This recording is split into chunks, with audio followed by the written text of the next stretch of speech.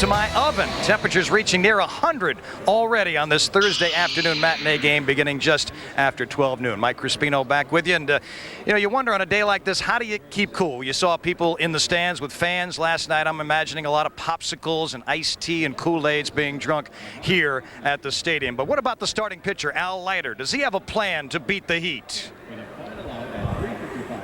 Panic, hyperventilate. I don't know. I would say, just based on my history of having played in Florida, and it gets pretty hot down there in summertime, is that you basically try to conserve your energy, and how you do that is limit, obviously, extra motion, whatnot. You want to get into the dugout as soon as possible. The trainer puts ammonia in the water, so you kind of towel down with that. Plenty of fluids. Hopefully have quick innings where you don't throw a whole lot of pitches and get an opportunity to get in the dugout as soon as you can, not only for myself, but for the guys behind me, and it makes everybody that much fresher.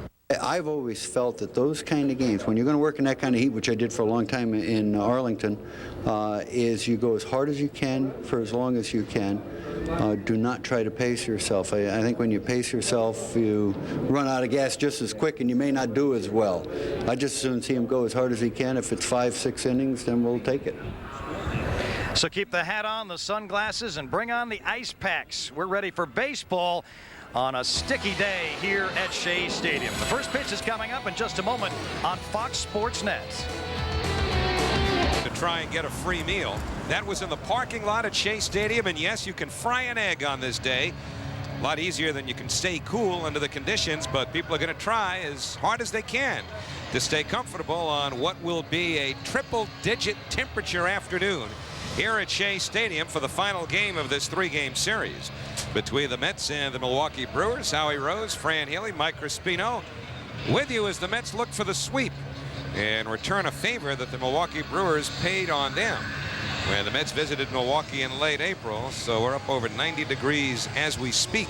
You know, the one thing managers hate to hear is complaints by players that, boy, it's hot out here. For some reason, that bothered managers.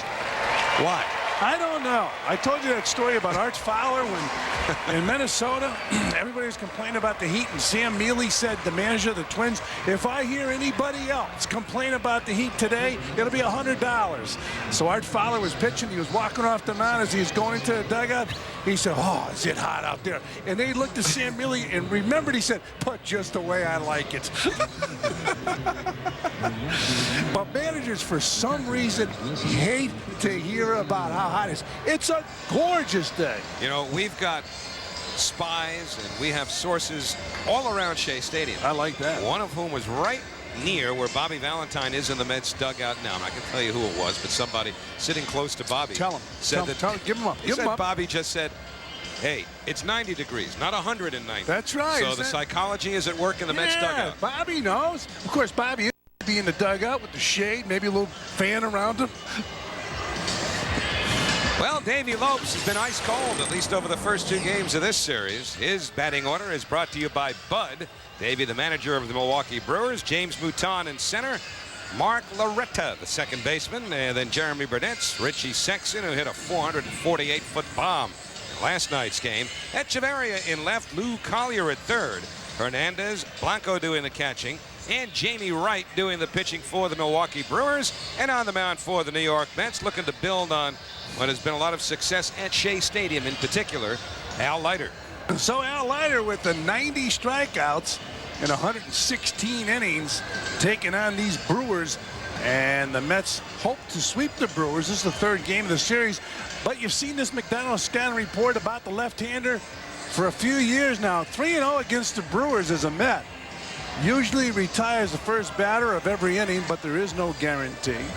Not an offensive weapon, and that I think Al is going to be. That's a shot. Yeah, that's a shot at Al. So Al's going to have to deal with that, not an offensive weapon. There's an offensive weapon right there. But he's playing first base this afternoon. The Mets defense brought to you by New York Lotto. Lenny Harris giving Zeal a game off. Relaford does the same at second for Alfonso. Robin Ventura will fend for himself this afternoon. He's back in at third. And the shortstop, as Ray Ordonez is off today, Joe McEwing. In the outfield, Mark Johnson is in left field. Jay Payton will get the start in center. And around in right, he has started all three of the games, and every game, in fact, since becoming a Met, Matt Lawton. Predictably, day after night, Vance Wilson does the catching for the Mets. Very productive as a hitter in the previous 6 games that he started. And Wilson gets set to catch Al Leiter, who makes his 20th start of the year. You saw the 3-0 against the Brewers as a Met. Overall, and remember, the Brewers a former American League team, and Al a former American League pitcher. Well, Leiter is 7-2 in his career against the Milwaukee Brewers. So Mouton in to lead off. Mouton played center in last night's game, went 0 for 4. He hit the 2-hole last night. Ron Belliard, the leadoff man, got hurt. So Mouton leads off, goes after the first pitch.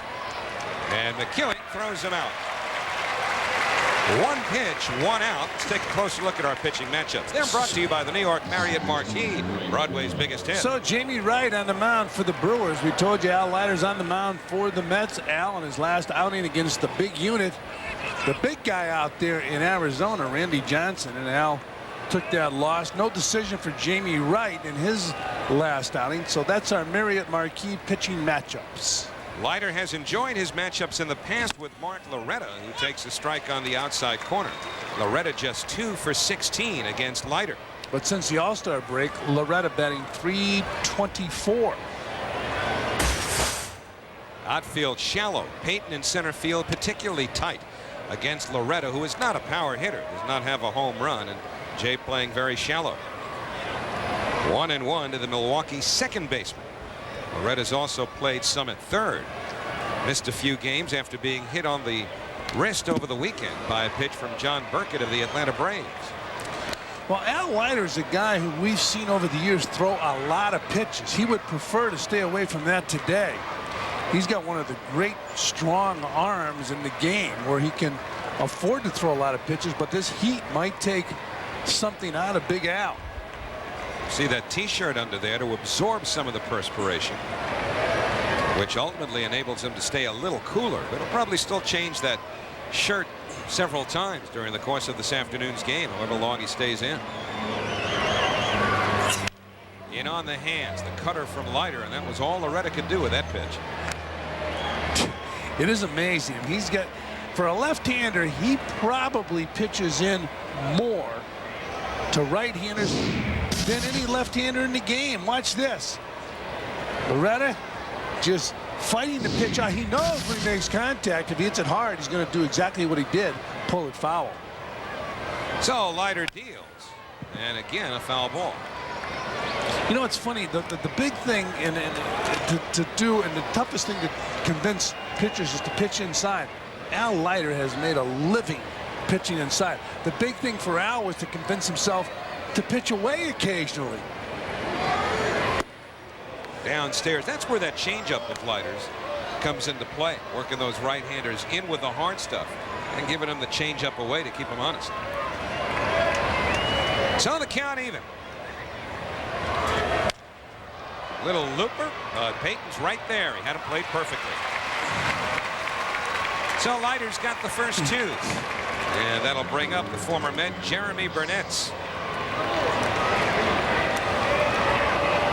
We'll see how Jeremy Burnett hangs in against Al Leiter. He has not very well in the past, just 2 for 15 against Al.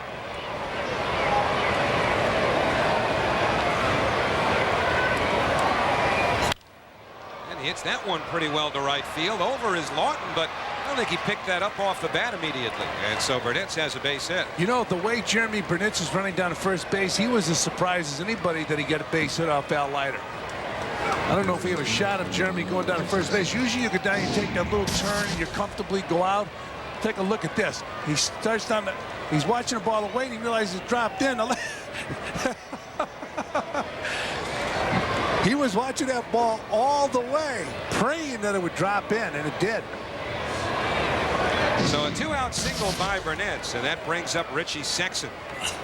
Oh, he tattooed the ball last night 9 miles over that center field fence. If he hits one today against Al Leiter, I gotta believe he's gonna pull it because Al will just pound him inside. Comes inside there, 2-0. This was the first pitch by Benitez in the 9th inning. 6'7", about 230 pounds, and he got those arms extended, no doubt about it. Long home run off the bat of Richie Sexson, his 28th of the season. Now coming in again, misses inside, and the count 3-0. We talked about it throughout this series, and when we were in Milwaukee, this guy reminds a lot of people of Dave Kingman. Will he go on 3-0? Will he swing the bat? No, and Leiter didn't give him anything to hit either. So a single by Burnett, a walk to Sexton, and Angel Echeverria will be next. We'll take a look at our pitch tracks. And how did Al Leiter pitch him? Well, he busted him in, busted him in, busted him in, busted him in. If he had another pitch, he would have busted him in, but all 4 were balls. So now Al Leiter will go against another right-hander. And our friends at Oral Health, America's National Spit Tobacco Education Program, would like to remind you that smokeless does not mean harmless. Echeverria takes inside for a ball.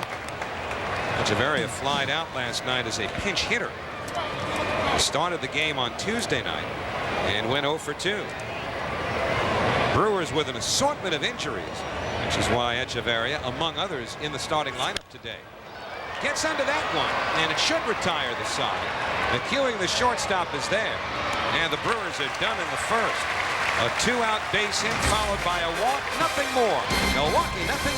Here come the Mets. Take their hacks against Jamie Wright with this batting order put together by Bobby Valentine. McEwing, Relaford, and Lawton, followed by Ventura, Johnson, and Harris, and then Peyton, Wilson, and Leiter. And Jamie Wright has 417 strikeouts and 416 walks in his career, by far the worst strikeout to base on ball rate among active pitchers with 800 innings. You see our Nissan scouting report, Mr. Ground Ball. That's what his wife calls him. Well, one thing that he does not want to be called is Mr. Base on balls, but he gives up plenty of them too. 28 batters hit over the last 2 years. Hard sinker, sharp slider, slow curve, stuff like that. If you get it over the plate, you can be tough. Popped up by McEwing outside third. That's Lou Collier, the third baseman, in foul territory. 1 away. Jamie Wright was a #1 draft pick a few years ago by the Colorado Rockies, and he ended up in a trade going from the Rockies to the Brewers. He's got a great build, about 6'5", 225 pounds. Just about everybody in baseball was involved in that trade a couple of years ago. A 4-team trade. Hey, you know, I mentioned his height. The other day I read something I found interesting. Can't be true, though. The only Hall of Fame pitcher that's under 6 feet tall, Whitey Ford? Whitey Ford's the only one. Jesse Relaford fouls it off 0-1. Let's look at our Tri-State Consumer Auto Insurance quote book for today. Call 800-JOIN now, and you can save hundreds on auto insurance. Well, Bobby Valentine talking about McEwing and Relaford. They've been our most consistent players all year, even though they haven't played consistently. One of the reasons for their success really is Bobby Valentine. Bobby went on to say, I'd be a fool not to have them in the lineup as much as I can. He's been able to do that and keep them sharp, so they've been productive. Hit hard by Relaford. He's got another base hit. Probably 2. Burnett's with a great arm, but the ball slowly hits so that Relaford can get into second base standing up. 19th two-base hit of the year. That's why Bobby's got him in there. And he keeps them sharp. He plays these guys. Years ago, backup players, you had to stay sharp by taking batting practice and infield practice. And that's not enough. Bobby Valentine gets these guys playing time, and they've been productive as you take a look at that ball right down the first baseline. And Jeremy Burnett, who leads the Brewers with 8 assists, gets over there and gets the ball back in. So an RBI opportunity for Matt Lawton. Looks at a fastball for a strike. Lawton in last night's game went 0 for 3 with a walk. He did score a run in the first inning. As a Met, Matt is 5 for 28. Those are his composite numbers between New York and Minnesota. Last of the first, no score. That's Relaford in scoring position with 1 out. And a breaking ball inside 1-1. Brewers will tighten up in the outfield too. Base on balls here is not a big thing because you're still going to pitch to a left-hander in Robin Ventura, and you would have runners on first and second and a double play, the double play in order. Out in front of the change in the count, 1 ball and 2 strikes. And we've talked about the big fella on the mound, how he has struggled with his control, but this is a nasty pitch to Lawton. change of pace, and it was a good one. Think about that 6'5" frame coming at you. You're anticipating the hard stuff, and he throws you a straight changeup. So Lawton behind in the count, and now he's gone. Good pitching there by Jamie Wright. Very good. You can see why ball clubs would love him. If you're a scout, you go and you look at a guy's stuff, good fastball, curveball, slider, change. He's got that great build. He threw 2 off-speed pitches to Lawton and struck him out. Watch what happens when you're a hitter. You're geared up for that fastball. And whoa, way out in front. You get ahead in the count with that change. Now you can have some fun with it on the next pitch, too. And he had Lawton way out in front on both of them. It was a beauty. Robin Ventura with 2 men away. Inside to Ventura. Robin had a base hit in 3 official at-bats last night. Also drew a walk. But he's still in a 9 for 58 slump, which has dropped his average down to that 241. But he's got the beard going. Maybe change that luck. Fastball away, 2-0.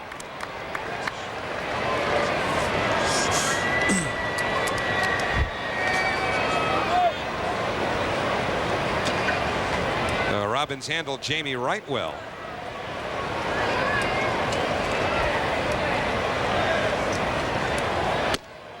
Gets it over in the count, 2-1.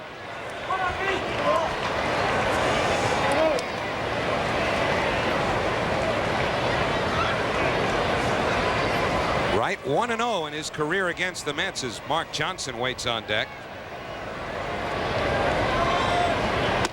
Inside, 3-1. And Wright's just another example of what's happened to sports medicine over the last 25 or 30 years. 3 operations on his right knee. But aside from that, he had 2 in 1 year in his right knee. And then you go up to the shoulder. They diagnosed him early last year with a torn rotator cuff. I mean, that used to be it for a pitcher. Ball 4 to Ventura. So the Mets have 2 on and 2 outs, but he was back pitching by late May of last year after they said you've got a slight tear in the rotator cuff. It's amazing what they can do today. The doctors have taken that medicine, advanced it, and it just has been tremendous for athletes. Some of these pitchers come back throwing harder after the operation.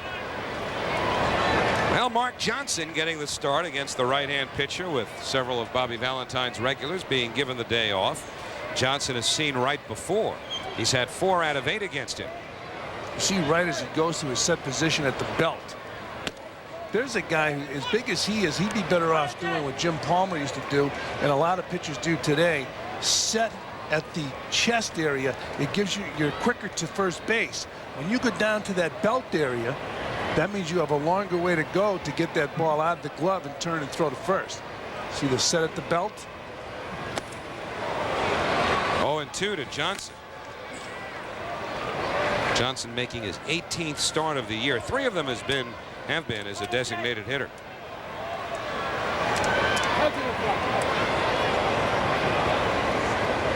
So again, a small body of work there, but Johnson successful against Jamie Wright.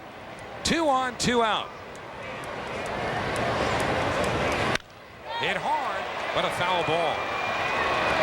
Johnson making a bid for a hit similar to Desi Relaford's. Well, Johnson is certainly impressed since joining the Mets. He's a hard worker. Before the game, you see him taking a lot of extra batting practice, and when he's been able to play for Bobby Valentine, he has certainly produced. You know, you talk about athletes. When you look at this guy, you figure he would be an outstanding baseball player. He's got a nice swing. When he was at the Pirates, he got in the habit of that high leg kick. And I think might have had a problem with that, but he's a good-looking hitter. There's another guy who believes in sweating with the long sleeves. Absolutely. Well, a lot of guys will do that because they'll tell you that the perspiration absorbed by that undershirt actually gives you better ventilation than if you had nothing on under there. I never heard that one. You're too busy eating those salt tablets that they told you were so good for you. You were down on those babies like they were Flintstones vitamins. Yeah, that's not a good idea. But now let me ask you, was that your theory? Because, I mean, you got me buying into it. Sounds absolutely not. I've heard it, though. From who? On the inside corner. Never reveal a source. Give us a source. Mark Johnson down on strikes. Big, heavy-set guy. Who loved to sweat. One of the books. No score. for Gary Carter's induction into the Mets Hall of Fame on Sunday, August 12th in a pregame ceremony before the 1:10 p.m. start. The first 40,000 fans will receive a commemorative card courtesy of J.P. Morgan Chase. For tickets, call 718-507-TIXX during business hours. This copyrighted telecast is presented by authority of the New York Mets and may not be reproduced or retransmitted in any form.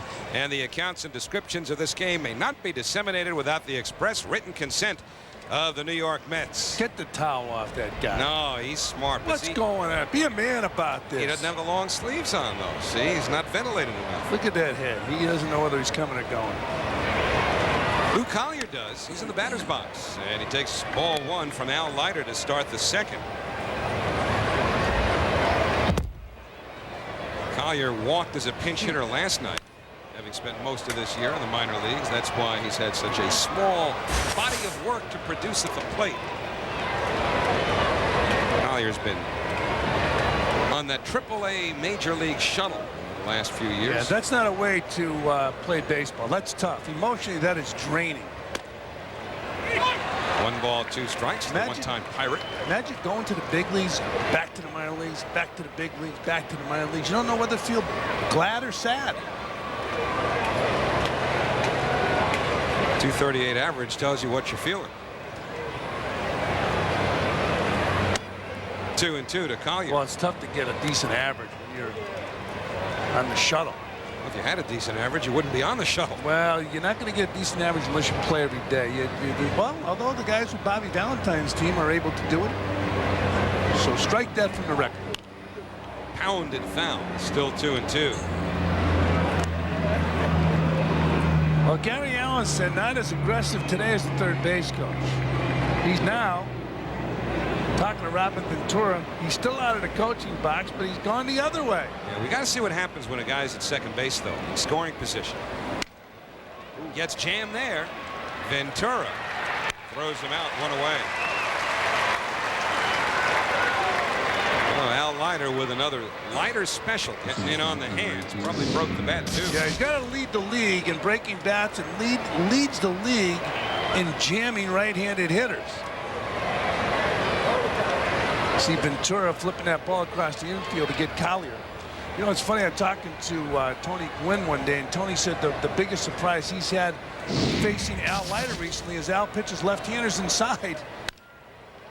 Another bouncer, and McEwing sets and throws. 2 down. And that particular year, Al Leiter hit Tony Gwynn with a fastball, pitching him in. Well, tonight at 6:30, you can get a complete recap of the Mets and all the rest of the New York sports news and highlights on New York Sports Tonight. That's coming up at 6:30 right here on Fox Sports Net. Guys got it all figured out. Work on the tan, but stay in the shade at the same time. It's a neat trick if you could pull it off. Fastball for a strike to Henry Blanco. And Blanco, one of the better throwing catchers in all of baseball. And he'd be in the lineup a lot more if he were hitting more than 207. He has split the time with switch hitting Raul Casanova. He has thrown out 46% of would-be base stealers this year. It just goes to show you what takes priority. If you can hit, stay in the lineup. Well, he hits this one well to left field. Johnson drifting back at the warning track, still going. Whoa! And he makes the catch. Nice play by Mark Johnson. He hammered that wall. Johnson going back. Watch him collide with the wall, but hold on.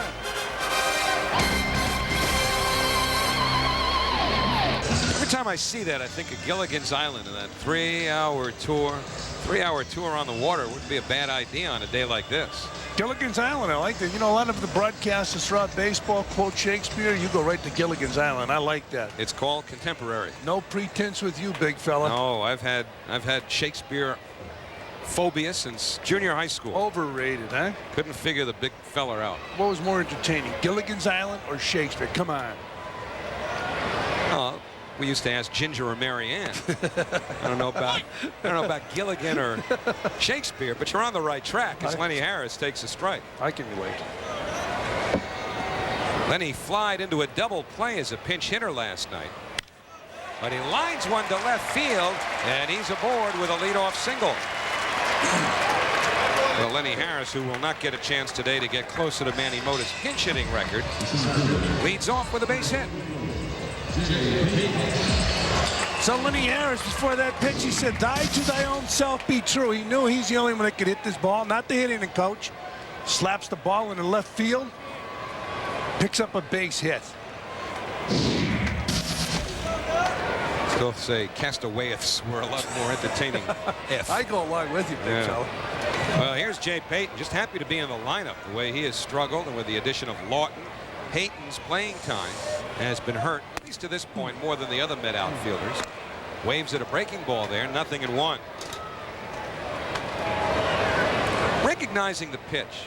In that case, pitch with a little bit of a late break, Jay way out in front. Is pitch recognition perhaps the most difficult aspect of hitting for someone who's Fastball, you react to a fastball. At the last moment, a hard slider breaks, and you look foolish. You swing at a bad ball. But your good hitters, they have an idea what they're looking for. Some hitters, and I can't believe this, but I know, and I'll give you an example that comes to mind. Lou Piniella, a good major league hitter, told me he would look location. Well, I caught enough pitchers to know that they can't consistently be in a location, but some hitters hit off of that. There's a guy that I guarantee he just looked at the ball and slapped it around the field, used the whole field. Rod Carew. But So, even a guy like Rod Carew would have an idea. You know, certain pitcher that he's faced over many times. so was that a yes? I'm explaining it to you. No. As far as coming off the bench, I mean, Payton has played quite a bit this year. He's not sitting around for months at a time. Tough night in Manhattan last night.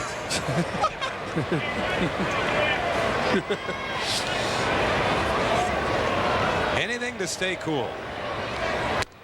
And Payton lays off there. It's 2-2. But it is funny when you talk to hitters, and certain guys have certain theories. Even hitting instructors. When Charlie Lau had his theories, they were different than Ted Williams' theories. Dusty Baker told me that Barry Bonds can steal just about anybody's pitches. He can read a pitch that well. Larko sets up away. Payton gets jammed. And it's going to be a double play. So a 1-6-3 double play. You got the catcher setting up away. The pitcher comes inside and turns it into 2 outs. There's an example of missing location. Look at this. Inside, the glove's outside. Jay Payton hits the ball, and he hits into a double play. Jay could have been looking inside. And still, I mean, there's no guarantees. If you watch batting practice, and you see how a batting practice pitcher lays the ball in there, then you judge when the hitter hits the ball, how many of the balls would be hits. You're surprised how few hits you get in BP. Curveball there for a strike to Vance Wilson. A lot of failure in this game of baseball, and I'm speaking from a lot of experience. Swinging and missing, you get used to it. Yeah, but it added to the ventilation for everybody else. They like this, I was important. Exactly. 0-2. You think Mike liked that facial hair from last night? It's gone already. It was gone by the time Mike Crispino talked to him after the game last night. Yeah, you know what we talked about last night, he could have sold that easy to a company like Schick. You know what? Nice deal. Either Schick or Rand McNally. It looked like a roadmap. Vance Wilson, he knows the route to first base, although it comes somewhat painfully because he gets hit by a pitch. I want Ron Hunt. One of Howie Rose's idols to watch. Vance Wilson lead it. Look at this. You can't give him first base. That's intentional.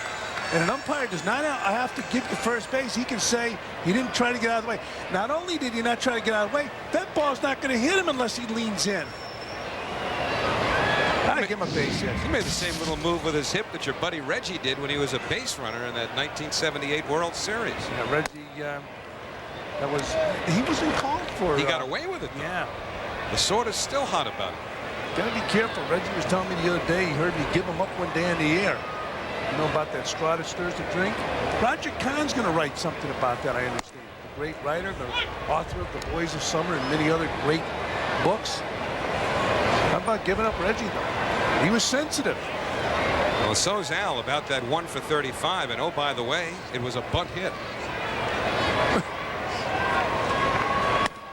1 ball, 2 strikes. And then there was a game when, was it against the Red Sox or the Blue Jays? I forget which. And now Leiter hit a couple of balls deep to the outfield. Yeah. So that bunt single may be a clever ruse. He's got them all set up, but he's going to wait until his next at bat to implement it. Takes the breaking ball for strike 3. No runs, a hit Bansman. 2 in the books, no score. Shea Stadium, where temperatures are up in the high 90s. Mike Crispino with Dave Moretti, part of emergency services here on site. Mets have been handing out free water and some wet towels for people who are getting too hot. And Dave, I just wanted to check, first of all, what's the temperature of that towel, do you think? At this particular point in time, I would say it's somewhere around 40 degrees, 42 degrees. And you've been how many people do you think you've helped out so far? We've done a couple so far, but we're trying to do preventive care so that way we don't have an excessive amount of people. We're trying to make sure we get all the ushers, security guards, a lot of the employees done first, because they tend to work and forget that they're out in the heat as well. So we're trying to take care of everyone and then all the fans that are baking out here in the sun. All right, so Dave, just a little test, if you would, at how cold that actually is, because I'm getting kind of warm out here, and I didn't wear a hat. So let's see. Ready? Yeah, go ahead. Oh, that feels nice. Howie. Oh, Howie. That feels nice. Oh, is it chilly? Howie, Fran, back to you. He needed that the other night when he was running away from Davey Lopes. Yeah, Davey had his arms around his neck, not the towels. 1-0 to Jamie Wright. What is that, about 96 now? 94. And that thermometer's in the shade someplace. You heard what Bobby Valentine said. It's not that hot. Did I just put words in his mouth? No, he said it's 90, not 190. That's right. Plus, young guys, young players in great shape. This is nothing. 2-1 to Jamie Wright. He's had a pretty good year with the bat with 10 out of 44. Just getting started here in the 3rd with no score. And Wright fouls it off. And he made the play. Nice play. It'd be funny if he threw to first. That'd be moving the game along all right. That's how you stay cool. Get back to the dugout however you have to do it. Throw yourself out. Here's the ball. Hits off the pitcher. He's let me make a play. It's like in stickball. You never see that. Blew a chance of an easy assist.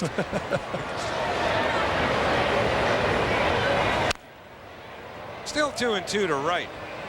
Wright to be followed by James Mouton and Mark Loretta here in the 3rd inning. Leiter has not struck a Brewer out yet, which is news because the Brewers have struck out far more than any other team in baseball. And a little dunker, but Harris is there. So another jam job, another out. 1 gone in the 3rd. And for the latest on the Mets, check out MSGNetwork.com, the ultimate website for New York sports fans. You get exclusive articles from MSG Network and Fox Sports Net on-air personalities, as well as post-game reaction from Bobby Valentine and Yankee manager Joe Torre. MSGNetwork.com. More angles, more insight, more Matty. That's the vacationing Matt Locker. 1 out, nobody on. James Mouton, who grounded to short his first time up. On vacation, Matty gets to a keyboard. No ball, it's 1 strike to Mouton.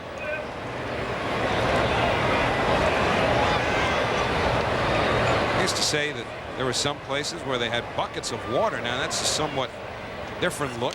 In Kansas City, we used to have buckets of ice, and there were 9 buckets in the runway leading to the clubhouse and coming out of the dugout. And the players would go in there and stand in the buckets of ice during the game. And when your turn came to hit, you went out and you hit. And those puppies barking a little bit on this hot day. 1-2 on Mouton.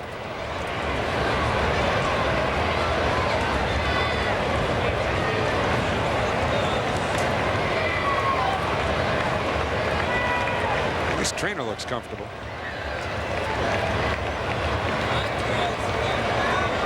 Brewers with 1 hit, the Mets with 2.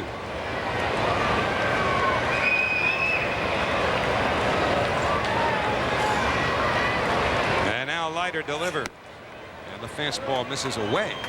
And so the count even 2-2 to James Mouton. Leiter, this is his 20th start. Of course, he missed some time on the disabled list in late April, early May. But he is 10th in the league in earned run average. So on balance, he's pitched well. Got him with a slider. Yeah, one thing you don't take into consideration a whole lot is how many runs are scored for you when you're pitching. And Al Leiter hasn't had a whole lot of runs scored for him like a lot of the pitchers with the Mets. Here's that last pitch, and that's that nasty breaking ball that just embarrasses hitters.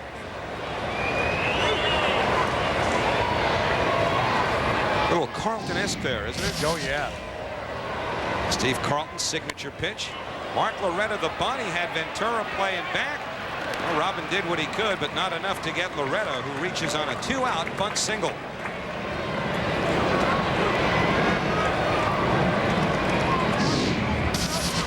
The element of surprise. Robin Ventura is playing back, and Loretta bunts the ball, and it's a beauty. Robin tries to get him at first base, but Lenny Harris has to save the day on the other end. So the flip to Lenny Harris, and Lenny said, I'm going to use his big body to block it. You know, talking about Al Leiter, Al told me, a guy who had a tremendous impact on his pitching career, and I caught him when he first got to the big leagues, one of the best young pitchers I ever caught, Gil Patterson, who hurt his arm. But Al told me that Gil taught him a lot. Jeremy Burnett goes around there, 0-1. Oh, Jeremy Burnett does one thing at the plate. He's extremely aggressive. He was swinging no matter where it was, and he was not able to check his swing. From our rooftop camera, we can see it all. So Leiter ahead of Burnett, and he misses away with a fastball. Jeremy Burnett had a base hit his first time up, a ball that he thought Matt Lawton was going to get to. Jeremy actually seemed to stop running about halfway down the line before turning it on when he saw the ball drop in. One of 2 hits for the Brewers, the bunt single by Loretta, who's being checked back to first. The other one. Brewers are next to last in the National League in team batting average. The Mets are last. Here's are teams that don't score a lot of runs. And a jam job on Burnett, so Al coming inside to a left-hander. Vance Wilson looked like he might have hurt his hand. Did he get hit with something? Did he get with the backswing, or he hurt himself taking the mask off? We'll take a look at this again. Burnett has a big backswing. Watch this. No, he did something with taking the mask off. But that's a big backswing. That backswing brings those hitters a lot of times across that plate. So Burnett's down on strikes. And Leiter strikes out 2 in the inning. No runs, a bunt single. 1 left, middle of the 3rd. We are the last of the 3rd inning here at Shea, and our next telecast on Fox Sports Net will be next Tuesday, where the Mets will be in San Diego at the stadium formerly named for Jack Murphy. Kiner's Corner will follow immediately after the game, so make sure to join us. Yeah, the game's at 10 p.m. and Kiner's Corner follows that game. Hey, listen, Joe Franklin made a living with early morning success on the tube. Ralph? You're talking about 2 legends, Joe Franklin and Ralph Kiner. Not necessarily in that order. No, Ralph's my man. But Joe Franklin has done a marvelous job. Doesn't he have a restaurant now in the city? Yeah, in the theater district. Joe McEwing leads off the Mets 3rd and takes strike 1. The breaking ball from Jamie Wright. Well prepared. Got the rations. He's even got the wherewithal to clean up.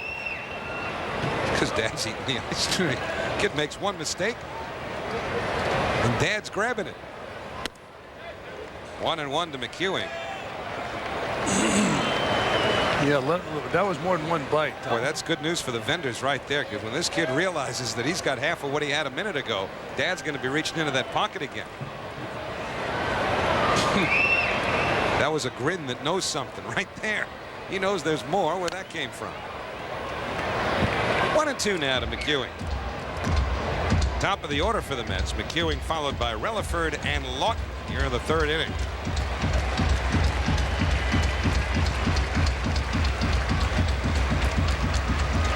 Joe's position du jour, shortstop. It's only the 5th time this year that he has started a game at short. Generally, when Ordonez has sat, Desi Relaford has been the shortstop. In the hole, Hernandez going to have to hurry, but he gets it there in time. One away. So McEwing rolls out to shortstop, and it'll bring up Mr. Relaford.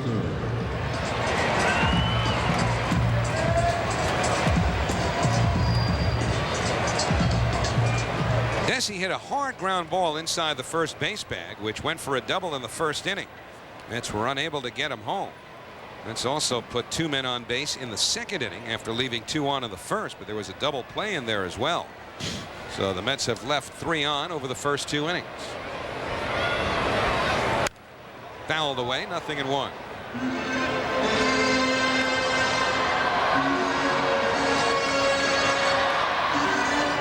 Relaford, a switch hitter, batting from his stronger side, the left side. It's a 309 hitter left-handed coming in, and he increased that a little bit with a double. 256 is a right-hand hitter. You know, it seems that most switch hitters are more productive from the left side of the plate, and I guess the simple reason is because they see more right-handed pitching. When you hear of switch hitters, and 2 come to mind that gave up a particular side of the plate, it was the right side. Todd Hundley and Orlando Merced. JT Snow. Yeah. Outside to Relaford, 1-2. JT's going to have a tough time getting PT, as Dick Vitale would say, out in San Francisco since Andres Galarraga became a Giant. Galarraga's been on fire out there. He's been helping that ball club win some games. He's a favorite of Dusty Baker's. Galarraga was a pinch hitter in last night's 11-9 Reds win. I get a kick out of the statement, though, when they picked him up. They said we're picking him up so he can lend support to Barry Bonds, and he said I'll bat behind Barry Bonds. I tell you, they got a pretty good hitter hitting behind Barry Bonds already, Jeff Kent. How about that for an insult? You're the MVP one year, and they're getting somebody to bat behind Barry Bonds the next year. Fastball high, 2-2. Giants have been a pretty hot ball club lately. Now moved to within 2 games. First place in the National League West, even though they did lose that game to the Reds last night. JT Snow started one of the few times he started since Galarraga got to San Francisco. And a little roller. Sexton racing Relaford to the bag and winning the race. So 2 out, nobody on. Sexton somewhat indecisive, but was right slow getting over. Is that part of the reason? I saw Bill Madden in the press room today.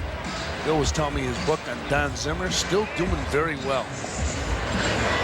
Very popular book. I saw there was a press gathering to introduce the book. Zimmer spoke and obviously was the guest of honor. So emotional he broke down. Yeah. He pulled a Mazeroski. I guess Mazeroski pulled a Zimmer the other day. 0-1 to Matt Lawton. I think it was nice to see Bill Mazeroski get into the Hall of Fame as a defensive specialist.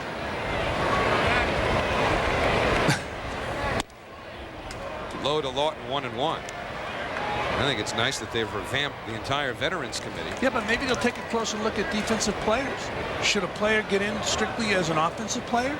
There's a lot of those guys. Breaking ball to Lawton, 1-2. Up until Mazeroski, well, I guess years ago they probably put some people in. You know what? Because they were nice guys. Now, Harmon Killebrew, your old teammate, hit 573 home runs. Yeah. And there were some people wondering whether or not he was a Hall of Famer when he went in. He belonged in the Hall of Fame. He was a dominant player. I think he made the All-Star team at maybe 3 or 4 different positions. He played first, third, played the outfield. I was surprised he wasn't a first ballot Hall of Famer. 2-2 to Lawton with 2 out and nobody on. And that's pulled down to Sexton. He waves off right, and the Mets are done in the third. 3 ground balls. Mets go in order. And at the end of 3 here at Shea, it remains the Brewers nothing and the Mets nothing. Here at Shea Stadium, no score. Where's the Bunker household? Isn't it on a row of houses like that? 0-1 to Richie Sexton, to be followed by Echevarria and Lou Collier here in the 4th inning. Each team with 2 hits. Neither side has made an error. Leiter has struck out 2. He has walked 1. Fastball 0-2 now on Richie Sexton. We were talking about that pine tar when you use batting gloves.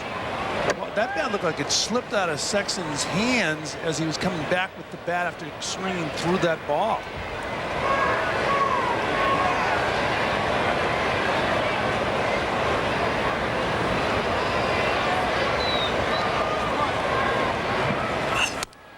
upstairs with a heater. 1 ball, 2 strikes now. Sexson, 28 homers, 76 runs batted in. You see the 35 walks. He has struck out almost 4 times as often. Only 35 walks, and he has struck out 130 times. Yeah, but when you see him hit a 3-run home run, it's impressive. So you got to live with the problem of not walking a whole lot and striking out a lot. Got 13 doubles, 2 triples. You can really cut down on your strikeouts and still wouldn't lose much on a 2-strike swing. A guy this big and this strong, if he spread out a little bit with 2 strikes, choked up a little bit on the bat, just trying to make, he would hit home runs with 2 strikes. He's strong. A guy like Leiter with his hard fastball, he would supply your power. I remember Dave Kingman, they had a clinic. I'll never forget this. I was with the Giants and they had a clinic. That'd be power if you could hit one up there. For the whole team when with a batting instructor. And Dave Kingman was the only one that didn't show up. And the manager said to him, Charlie Fox said, the reason we had this hitting clinic, and it was in the hotel in Los Angeles, when the Giants went and played with the Dodgers, he said, the reason we had the hitting clinic was for you. He said, I don't want to be a Punch and Judy. How can you have a hitting clinic in a hotel? Well, what they were going to show films. Those were long, many years ago before you could pop in the videotape in the clubhouse. So they had a movie camera. And they had the big ballroom at a big hotel in L.A. So you guys danced? Yeah, we danced after the movies. Ball 4. Sexson has walked for the 2nd time. So with a leadoff man on here in the 4th inning, we'll look at our Aflac trivia question. Well, we've got something with this Hall of Fame pitchers going. We asked the other night which Hall of Fame pitcher had a losing record. Now we're looking at one who gave up over 500 homers. Some names immediately come to mind like Catfish Hunter, Fergie Jenkins, guys who gave up a lot of home runs, but I don't think they gave up that many. Probably have to go way, way back. Angel Echevarria takes a strike, 0-1. How about somebody like Cy Young? Yeah, going back around the turn of the century where guys pitched to 50 decisions in a year. Cy Young never won the Cy Young Award. How embarrassing.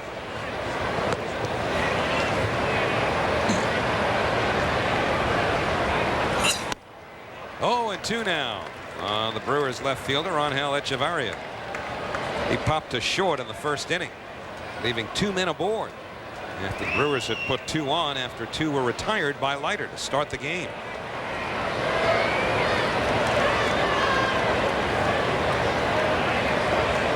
No score, 4th inning. Final game of a 3-game series. Mets won the first 2 and continue their domination over the Brewers since Milwaukee moved into the National League. Yeah, Mets have been playing some good baseball. And by the way, some more good baseball to be played here at Shea Stadium over the weekend. Mark McGwire will be in the house. So come on out early, watch batting practice. McGwire will be hitting, and so will Mike Piazza. Marvel at the way these guys hit the ball in BP.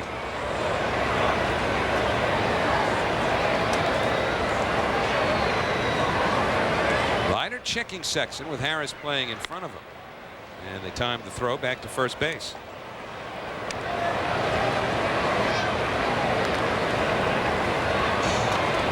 Sexson just tickled for Lenny Harris. 6-7.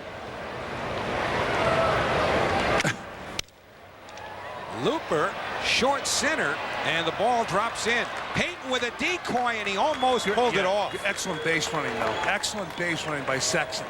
He had to take a chance. He went 3/4 of the way down. Payton, you could see, called off Mark Johnson, barehanded the ball through to second. But watch the big guy on first base, Richie Sexson. You know, when Al GM's hitters, he breaks their bats, sometimes it works in their favor, and that one there worked in the favor of the big guy at the plate, the right-hander. Now watch Sexson goes 3/4 of the way. Now he was in jeopardy if that ball was caught in a fly. Excellent base running. 4 steps to second base. Now if that ball is caught in a fly by Jay Payton, and it could have been, he gets Sexson at first base.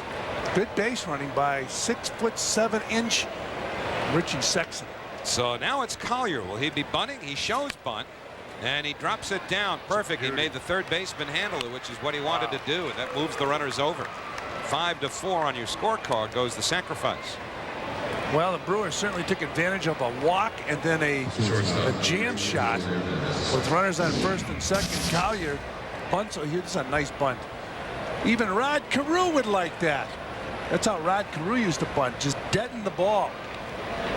Ventura fields it barehanded and gets the runner at first, but the Brewers now have runners in scoring position for Jose Hernandez. Yeah, and you don't want to pitch to him here. There's no need to pitch to Hernandez when you've got the light-hitting Blanco and then the pitcher up next.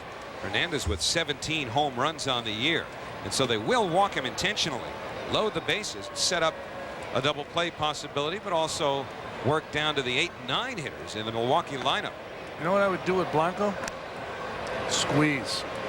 We saw bases loaded squeeze last night, which is a rarity. We talked about the light hitting catcher. The bases are loaded. You're talking about a double play. Davey Lopes is thinking about a double play. Bobby Valentine's thinking about a double play. Blanco could bunt in a run. So the base is now loaded with 1 out. A walk, a dunker, and an intentional walk. I would say Al Leiter's stuff would be nasty to bunt against. But he probably just talked to Wilson about the possibility of a bunt. Luis Lopez, a former Met, with Brewers manager Davey Lopes. Some managers would have more confidence in their pitcher hitting than a certain everyday player. I mean, you don't want to tell that everyday player that, but, and I'm not saying Davey Lopes has confidence, more confidence in Jamie Wright than Blanco, but that could be the situation. First pitch, hacking, and a foul ball, 0-1. Blanco has 1 career hit against Leiter in 9 at-bats, including that long fly ball. And for 1 hit, did leave the building. So he's got a home run against Leiter. He put Mark Johnson right back to the wall in left field. No score, Brewers threatening. Leiter, bases loaded, works from the stretch. Whoa. And just did miss hitting Blanco there, 1-1. And nice play by Vance Wilson in toward the hitter, going with his body and making the catch. See Wilson making a catch on that pitch. Just missed Blanco. Leiter deals and misses inside with a cutter. Al wanted that call. Bill Welke, the home plate umpire, didn't give it to him. And the count, 2 balls and 1 strike. From our center field camera, is it a strike? Didn't look it. So now Blanco ahead in the count. Leiter throws it by him. So now it's 2-2. And although the pitcher is on deck, Jamie Wright's a pretty good hitter. So he's not a gimme. Leiter working hard here with Henry Blanco. Talk about a lot of backswings today because players, oh boy, players release that bat with 1 hand following that Charlie Lau theory. And you'll see more backswings today than ever before because of the late Charlie Lau. Fly ball down the line and deep. Over to the corner goes Johnson. Foul territory, makes the catch. A run will score as Sexton tags and comes down the line. No advance by the other runners. So a sacrifice fly by Henry Blanco puts Milwaukee in front. I guarantee a lot of people are thinking, do you want him to catch the ball? Should he catch that ball? Absolutely catch the ball. 4th inning, pitcher up next. Absolutely catch the ball. You got the pitch up next. Also, you know what? Blanco's not a sure out. He might step up back up to the plate and pick up a base hit and drive in 2 runs. So when you have an opportunity like this, make the catch. There are certain situations you would certainly question it, but in this one here, that's a nice catch too. And Johnson then turns around and makes a strong throw, keeping the runner at second base. Nice play by big Mark Johnson. Well, twice Blanco has gone into Johnson's neighborhood. This time it produces a run. 1-0 Milwaukee. Right line to first his first time up, and now he bounces to third. Ventura does it the easy way, and the Brewers are done. They load the bases. They score 1 of them. Leiter gave up a dunk single, a walk, intentional walk. All right, let's revisit our Aflac trivia question as we head to the last of the 4th. A Hall of Fame pitcher who gave up over 500 home runs. I'm going to guess that it's somebody from the turn of the century, not this century, of course, but the early 1900s. If not, I'll go with, as contemporaries go, Ferguson Jenkins. How about you? I don't want to be involved. Robin Roberts, I'll take. Robin Roberts gave up a lot of home runs as a Hall of Famer, and he usually did it late in the ball game. It'd be a solo home run. Here it is, hit it. I had the opportunity to interview Robin Roberts, and he's retired now. He was a college coach in Florida, loves baseball. He said his dream job now would be the security guard in a major league dugout. Is that a great line? He said, I could just sit there and watch the game with no responsibility. We have hit 100 degrees and gone over it. That's nothing. Come on, come on. Just updating you. 0-1 to Ventura. Robin drew a walk his first time up. It's nothing as long as we have these fans up here. Well, from Robin Roberts to Robin Ventura. You know, Robin Roberts was the guy that Tom Seaver was compared to when Tom first came up. Robin Roberts, I heard, was overpowering. I'll tell you the guy that I think that as time went on was also compared to Robin Roberts, Catfish Hunter, because Catfish was the same way. Here, hit it. Here, hit it. All fastballs. Maybe, if you're lucky, you mix in a slider. This, of course, is for Robin Ventura, who's behind in the count 0-2. Jamie Wright delivers, and the fastball rides high. Ralph Kiner told me that Robin Roberts had overpowering stuff. Well, Crispino ought to be jumping in there any second. Where is Crispy anyways? Probably getting a massage now. He had something applied to his neck. As long as they weren't Davey Lope's fingers, he's ahead of the curve. 2-2. Yeah, go ahead, Squirty. Crispy and Lopes had a somewhat contentious conversation the other night, in case you're wondering why we keep bringing them up. Line to right. Back goes Burnett's, and he puts it away. Robin hit that ball hard at the last moment. Burnett's had to put that glove up and get it. Looked like the ball had some carry on it. So Ventura flies out. Mark Johnson will be next. So Jeremy Burnett's at the last moment gets that glove up there. Look at the size of that baby. Johnson was caught looking his first time up. Goes after a breaking ball, and a nice pick in the on-deck circle by Lenny Harris. No balls and 1 strike. Lenny one-handed the foul ball, flipped it to the fans. Might have heard a little round of applause for Lenny after he did it.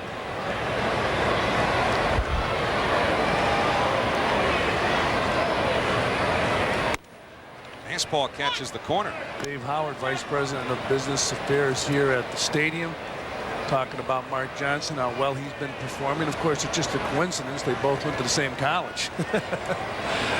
Dave Howard was a quarterback, wasn't he? Dave was a quarterback at Dartmouth, also played baseball. Mark Johnson set all kinds of records up there as a quarterback. Always amazed me that Dartmouth could nurture baseball players, because the weather up there for baseball in April, May, and maybe even early June is not real good. It's a gorgeous area up there in Hanover, New Hampshire. Was it you who said that that school was the prototype for the brilliant picture, which should have won many Emmy Awards and somehow did not? Animal House? Yes, it was. And they have a fraternity up there, which I understand the highest GPAs. The guys are in that fraternity now. How about that? Still called the Animal House fraternity. Delta House? Is it Delta House? Speaking of Delta there? I believe it is. You know, that movie was filmed in Portland or in Oregon because no college in the country would allow them on their campus. 3 balls and 2 strikes. The guy who played Boone in that film, Peter Riegert. Big baseball fan. Huge Mets fan. He's here quite often.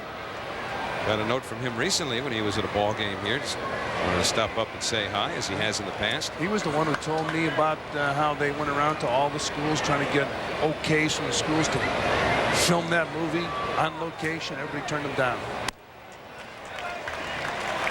So a walk to Johnson. 1 out, 1 on. It'll bring up Lenny Harris. Well, New York Giants fans, the defending NFC champs, are back.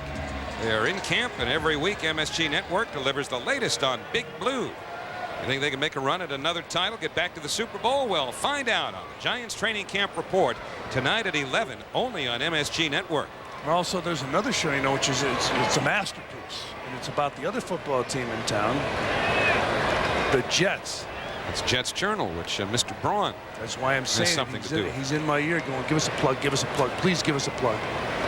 September 7th is the first show. That's called Jets Journal, produced by Andrew Braun Incorporated. Lenny Harris with a base hit his first time up. And Wright misses outside, 1-0. Blanco and Wright will get together. Jamie Wright's pitched well. For a guy who's had control problems, he's only walked 2 in this game. And has been ahead of most of the hitters. He struck out 3, but he did walk Johnson with 1 out. So Mark the base runner. Lenny Harris trying to move him along. It might boil down to which pitcher is in better physical condition today to be able to pitch in this heat.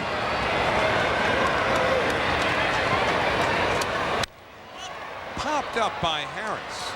The second baseman Loretta backing up, and that's the second out.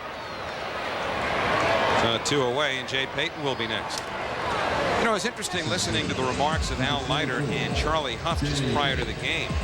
Leiter, talking to Mike Crispino, said on a day like this, you want to look for ways to conserve energy wherever you can. You know, not get into, well, certainly that's the best way, but, you know, just don't do anything or use any extra body movements or actions that would spend energy. And then Charlie Huff was saying, just go as hard and as long as you can at the start, then let your relief take care of it. Charlie never overexerted, threw a knuckleball. Chopper with hang time. It's going to be tough to get Payton. Wow. But they did. Wow. Nice play by Jose Hernandez against the speed of Jay Payton. Look at that, how quick Hernandez comes in and gets that ball and he barehands the ball. Look at this. The bare hand, the flip. Great play by Hernandez, which makes you think of Jets Journal. Works for me.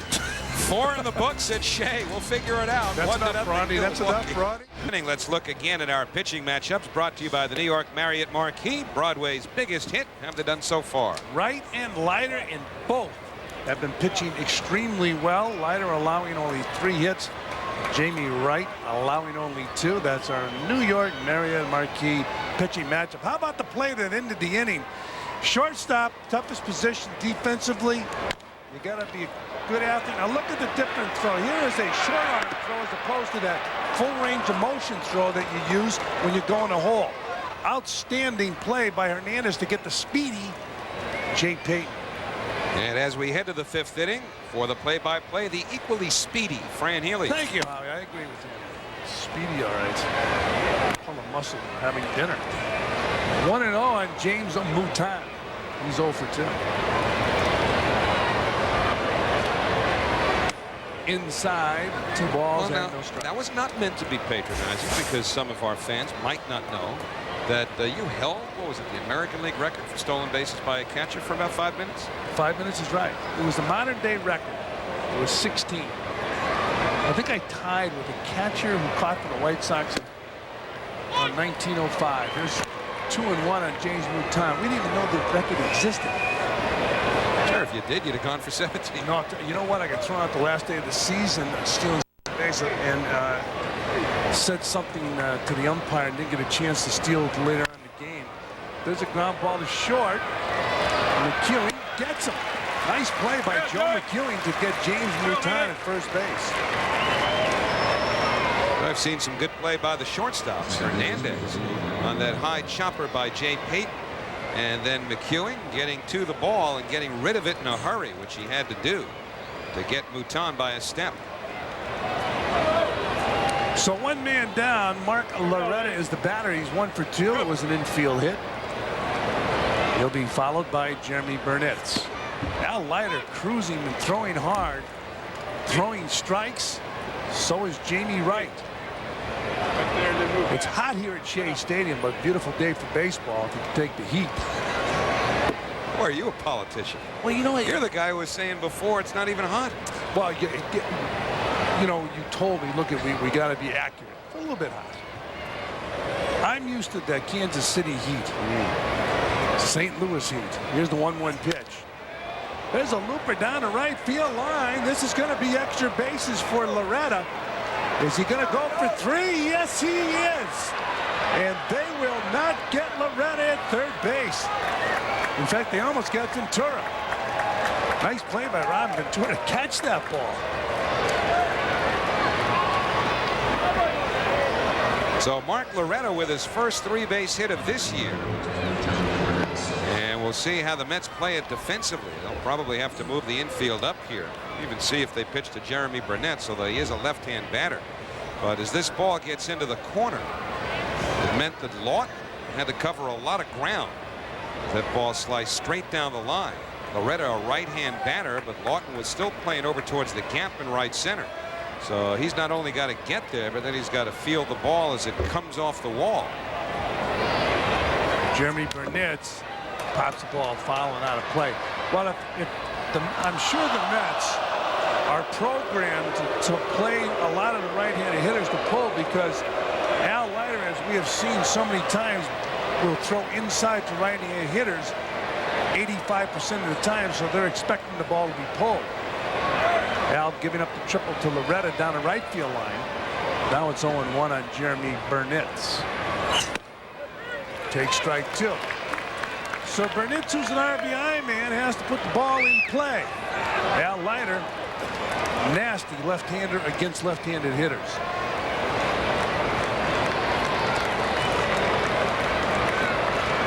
Burnett should get a pitch to hit with Richie Sexson on deck. Outside, 1 ball and 2 strikes on Jeremy Burnett. Jeremy wanted to play and stay in New York. Dallas Green, the manager at the time, just didn't like Jeremy Burnett. The Burnett's went to the Indians before going to Milwaukee. Did he? No, you're not going around, says Chuck Merriweather, the third base umpire. Now make up your mind. Did he break his wrist? Did the bat break the plane of the plate? Vance Wilson wanted help. Didn't get the call he wanted. And it looks like the right call. 2-2 pitch outside. Jeremy Burnett's hanging tough on top of that plate. To me, Al Leiter would be so nasty to hit against his left-hander. I'd be off the plate and I'd be bailing. Full count on Burnett's. Runner on third, 1 out. It's a fly ball center field. This should drive in Loretta. Payton positions himself to throw. Here's a long throw to the plate, but Loretta will score easily, and it's 2-0 Brewers. A good job by Jeremy Burnett hanging in against Al Leiter, picking up his 70th run batted in of the year. Each of the Brewers' 2 runs now have come via the sacrifice fly. Burnett's hanging in. Leiter got the pitch up just a bit, and Jeremy was able to elevate. Jay Payton realistically had no chance whatsoever. He's about 360 or 50 feet away when he made this throw. So 2 men are out. Richie Sexson's the batter. 2-zip the Brewers. Sexson takes a strike. 0-1 on the big first baseman, batting .252.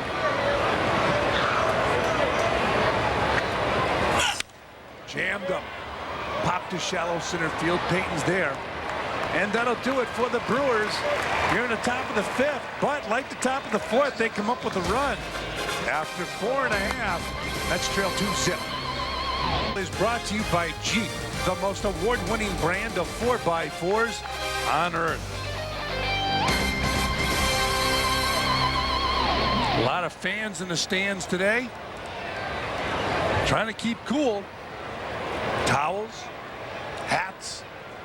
Mets trail by 2 as we go to the bottom of the 5th inning. And Vance Wilson, who's batting .348 with 3 RBIs, is the batter. 4 hits for Milwaukee, 2 for the Mets. Fran, Healy, Howie Rose, Mike Crispino. Hope you're enjoying all the action right here on Fox Sports Net. And keep in mind, baseball over the weekend here at Shea. The Cardinals and the Mets come on out. Seats still available for that series. You might see some long home runs. Here's the 1-1 pitch to Wilson. Fouls out of play. 1 ball and 2 strikes.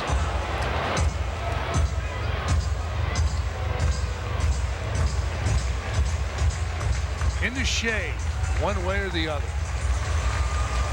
May be hot now, but a day like this is going to feel awfully good if we have some winter days like we did last year, digging out of big snowstorms in December and January. If you're uncomfortable today, just think about those days. And the 1-2 pitch. You know, there's some logic to that. Not much, but there is some better logic. rethink it then. 2 balls and 2 strikes. How about playing baseball in April when it's freezing out? I'll take one of these days over those any day. Absolutely. Here's the 2-2 pitch. There's a line drive base hit. So Vance Wilson picking up his first hit of the ball game. And for the Mets, their 3rd hit. Well, Vance Wilson continues to impress offensively during the starts that he's made in place of Mike Piazza. Goes down for a ball about knee high and drills it right back through the middle, forcing Jamie Wright, well, 6 feet 5 inches up in the duck. So Wilson on first and nobody out. Al Leiter will be the batter. Leiter struck out his first time up. He bunts the ball foul, so it's 0-1 on Big Al Leiter. A balk? Yeah, balk. Must have been a quick pitch. Why would you? With a pitcher up? Why would you even be concerned about the runner at first, and why would you quick pitch with the bunt in order?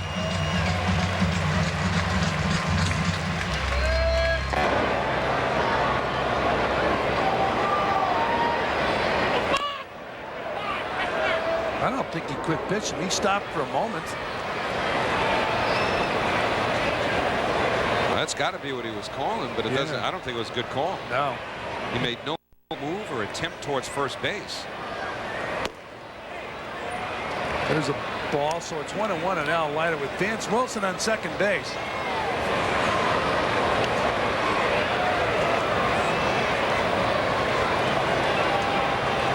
Al Leiter will try to move Wilson over to third.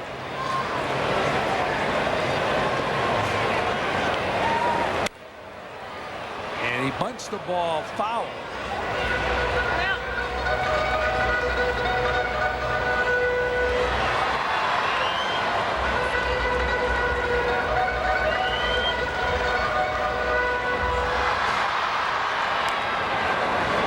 Taking a good long look, trying to get the runner to third base here where he could score on and out. Now he's got some tape. Looked like there was a loose piece of tape up the handle of his bat a bit. He's got rid of that in a hurry and put it in his pocket. Almost. How about 6'7". If he's not 6'7", forget about it. It's a base hit. Nice play by Richie Sexson. You know, for a second, it almost looked as though Sexson had to remind himself to take care of Leiter at first base. He wants to go to third here. Now he grabs the ball, and he's thinking third. Wait a minute, I got to get to the bag. And he beats Leiter by a couple of steps. That wasn't really an issue. Full extension on the part of Richie Sexson. One of the tallest first basemen in the game, and he used every inch to get up there. So it's 1 out. Joe McEwing's the batter. He's 0 for 2. Runner at third base. Al Leiter moving the runner along. Almost picked himself up an extra base hit. McEwing can bunt also. He takes a strike from Jamie Wright. So it's 0-1, 1 out. One thing that Al was angry with himself at during that at-bat was his failure to get the bunt down in fair territory. Remember, he bunted the 1-0 pitch and fouled it off. You know, he still has not successfully sacrificed a runner along this year. Yet he'll be known for that great bunt in the World Series last year. 0-1 on McEwing. I agree. Right back up the middle. And Jamie Wright jumps up and down. He felt he should have caught that ball.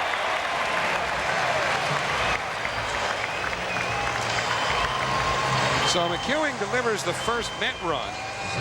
Wilson started it, but give Leiter credit. He helped build it with that sharper to first. And Jamie Wright is right. He should have had that. How about that body language? Tells the whole story.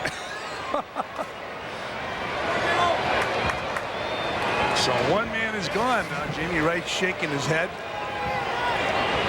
Runner on first base and the batter Desi Relaford. So once again Joe McEwing steps up and comes through. He has filled many roles for the Mets this year. There's a strike to Relaford. Got a big pinch hit double the other night, driving in 2. Some ammonia water on there helping cool off. We assume it's Vance Wilson. Now that's a great feeling when you have that ammonia water on the towel and you pop it on your coconut. Oh, feels terrific. Oh, they got McEwing. How about that? Joe McEwing picked off first base. 2-minute out. McEwing will argue, and here comes Bobby V. Let's see if they're going to argue the call or the move by Jamie Wright. Remember, there was a balk called earlier in this inning, but it was not on a play at first base. It was apparently, I didn't get the official ruling, but apparently just because they felt that Wright did not come to a sufficient stop at the belt right here. Quick pivot, and from that angle it's a little hard to tell about safe or out at first base. Ewing thought he was safe. Bobby Valentine and Mookie Wilson talking about it. Well, everybody's back in the dugout. 2 men are gone. Desi Relaford, who's 1 for 2, is the batter with an 0-1 count. Congratulations to Joe McEwing. He picks up that base hit. He's getting the high fives in the dugout.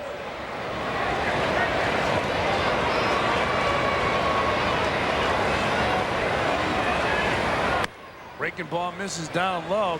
1 ball and 1 strike on Desi Relaford. It didn't appear that there was anything that Wright did before going to first that might have been a balk. Yeah, I think he was called for quick pitching. Hard hit. Whoa, what a play. Outstanding play by Mark Loretta, taking at least a single away from Desi Relaford. The glove tells the story. And the Brewers have a 1-run lead on a sun-drenched day. And a reminder, later today on Fox Sports Net, catch all new Mets Inside Pitch. Get in-depth features and interviews with your favorite Mets, plus take a peek at the future with the minor league update. That's Mets Inside Pitch, presented by Old Kent Mortgage. I like it. Today at 3:30 p.m. right here on Fox Sports Net. 0-1 now on Angel Echeverria. Double duty for you today, huh? That's Inside Pitch. Show's been on about 12 years. Not this particular episode, though. No. This is a fresh look. This is fresh every week. See an in-depth interview with Steve Phillips. And it'll be repeated a few times over the weekend. 0-2 on Echeverria.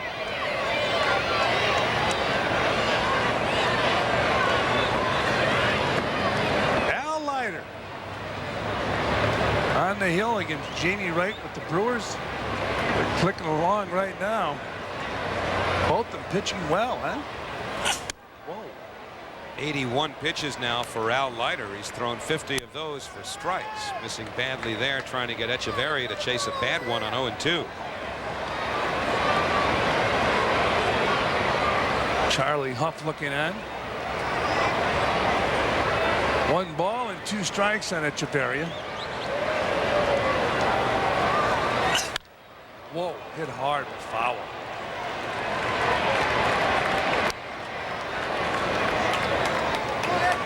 One ball, 2 strikes, nobody out.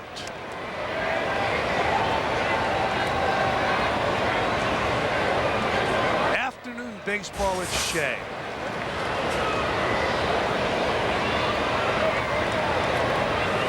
And the 1-2 pitch. Outside, 2 balls and 2 strikes.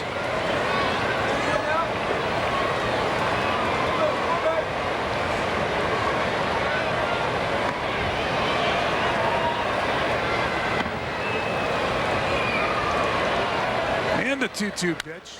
It's a high fly ball down the left field line. Mark Johnson in pursuit, and looks like he lost the ball. He was concerned about the railing down there, and he took his eye off the ball and it dropped in. Well, Mark, you would think, knows the terrain down there now because of the ball that he caught off the bat of Henry Blanco, which went for a sacrifice fly in the 4th inning. This is almost an identical play, but right there when he looked down, he lost the ball. Yeah, he lost it in the sun. Took his eye off it and could not recover. Well, Leiter now with a 2-2 count on Echeverria. As Mark Johnson looks in from left field.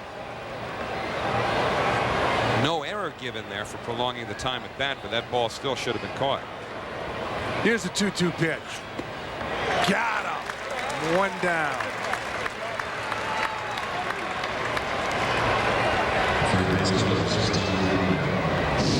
Three strikeouts now for Leiter. That's not a lot against the freest swinging team in the major leagues. And Leiter coming down and in with hard stuff. His signature pitch, strikeout Echevarria. 1,399 strikeouts career-wise for Al Leiter. As a ground ball to Ventura. Scored 5-3, 2 down.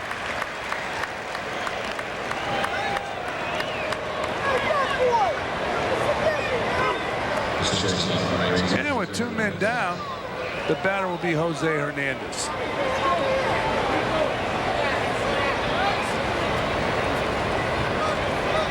Hernandez was intentionally passed his last time up.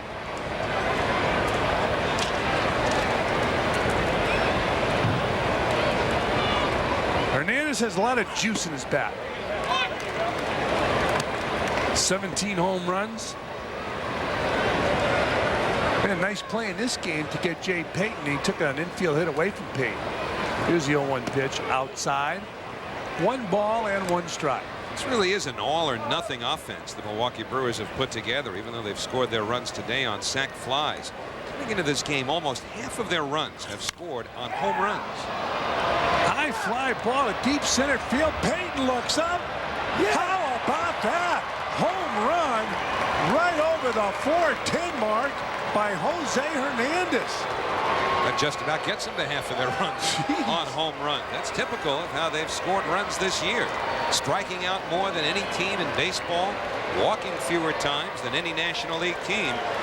They go deep. That's the 147th home run they've hit this year. The 18th for Hernandez. And it's now 3-1 Milwaukee. 48% of their runs via the homer this season. Highest percentage in the major leagues. Henry Blanco just took a strike. When that ball was hit, I didn't think it had enough juice to get out. That's Hernandez's 18th home run of the year. Wasn't helped by the wind. Just a gentle breeze blowing out, but you know, you get humid weather like this and the ball really tends to carry. Here's the 1-1 pitch. Down and in. 2 balls and 1 strike.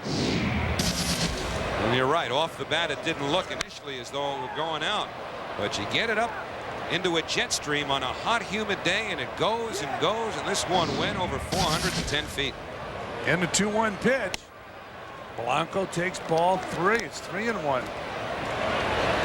So the one that was crushed was not where Al Leiter wanted it to be. Look at that location. Dead center. Hammered but foul. In the National Spit Tobacco Education Program and its chairman Joe Garagiola would like to remind you that smokeless does not mean harmless. 3 balls, 2 strikes. Leiter against Blanco. They're going inside. Got him. That's that Al Leiter nasty pitch getting Blanco, but here in the 6th, Hernandez goes deep. The Brewers have a 12, folks. It's time for the Coors Light Silver Bullet 6th. Matt Fury from Danbury, Connecticut is today's lucky fan. That means if the Mets hit a home run this inning, Matt wins dinner for 2 at Gully's in Newbury, New York. To enter, send an email with your name, address, and daytime phone number to contest@thegarden.com. Be sure to type Coors and Mets in the subject field. Well, on the field today, the Mets trail the Brewers by 2. We go to the bottom of the 6th inning. Matt Lawton will lead it off. He'll be followed by Robin Ventura and then Big Mark Johnson. Speaking of big, Jamie Wright, the big right-hander, throws the ball.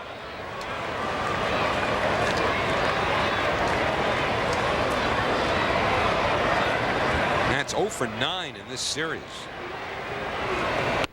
Takes down low, 2 balls and no strikes. And again, a reminder, tomorrow night, the Cards are in town.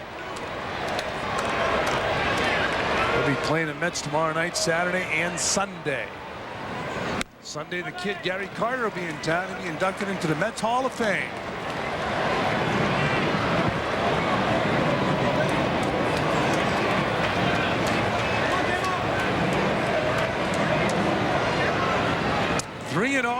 Matt Lawton. There's a strike. 3 balls and 1 strike. So far, the pitchers in this ball game have looked strong, throwing good quality strikes.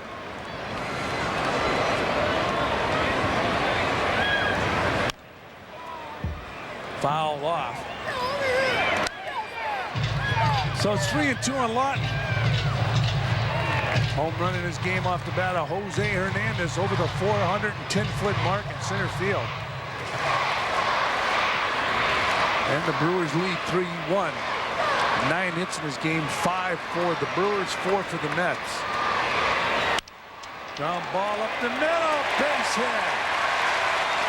So the Mets have their leadoff man on here in the 6th. And how did we get to where we got? It's 3-2 Brewers. Time for our cheap game summary. A couple of sacrifice flies. Mark Loretta involved offensively with a couple of hits. Brewers are glad to have his bat back in the lineup after missing a couple of days. McEwing, a catalytic force in the Met run. And Jose Hernandez going deep to give the Brewers that 2-run lead again against Al Leiter.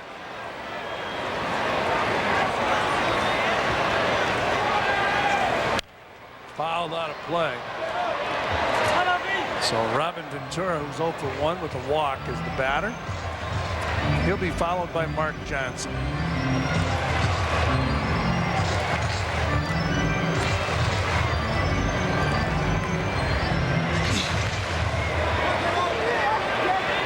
You can make some money selling that ice cold beverage today. 0-1 pitch is fouled back and out of play. 0-2. Twice as a vendor in this ballpark. Once at a football game, they gave me the soda concession. I think I lost money that day. Another time, same thing. Soda on a cold day. Now this guy, he's got the prime stuff today. Of course, the cotton candy helps the soda sales too. Symbiotic relationship. Breaking ball misses down low. 1-2 on Ventura. So when you come to the ballpark, if you are a vendor, you're told to switch jobs, and nothing's consistent. Well, I was a rookie. I was just up from the minor leagues of vending, and that's what they gave me. You don't argue. They tell you to play, you play.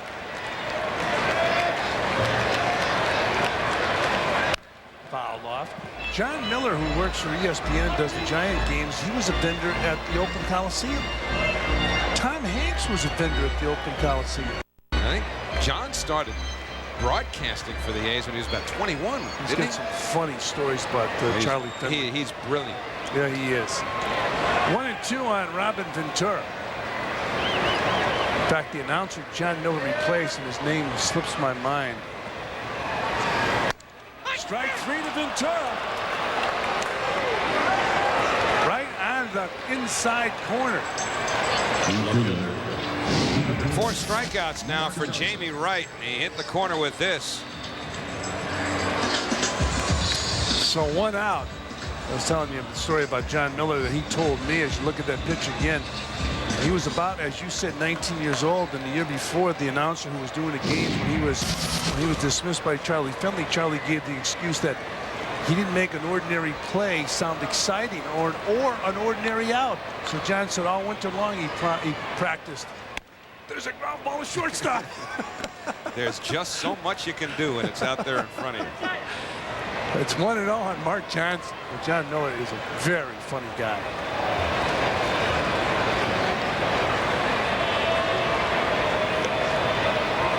So vendors have gone on to bigger and better things, huh? Or are they bigger and better? Absolutely. Up high to Mark Johnson. There were 2 ball girls in the Oakland Coliseum when I played with the Royals, and one of those young ladies, they were high school kids, one of them went on to start Mrs. Fields Cookies. That'd be Debbie Fields. Yep. So she graduated from chasing those foul balls down the left field line to owning an outstanding cookie. Smart career move. 2-0 pitch, and there's a drive in the gap left center field. This should score 1. Here comes Lawton. he'll score easily, and Mark Johnson once again delivers. They're jumping in Hanover. New Hampshire, that is. Well, Johnson jumped all over this fastball from Jamie Wright. Goes downstairs for it and shoots it up the gap the other way. Ball on the outer part of the plate. Johnson drills it. And no question, he was going to score Matt Lawton from first base. So Johnson delivers his 13th run batted in of the year. He goes with a pitch that didn't have a whole lot of life. And Lawton comes around easily as that ball got all the way to the wall. Johnson holding on at second. So he represents the tying run in scoring position now with 1 out. Yeah, Lenny Harris will be the batter. I'm sure they'll walk Lenny Harris. Jay Payton on deck, a right-handed hitter. Lenny Harris has been very proficient again this year coming off the bench for the Mets. He's got a single in this ball game. He's playing first base today. Nope, they're not going to walk him.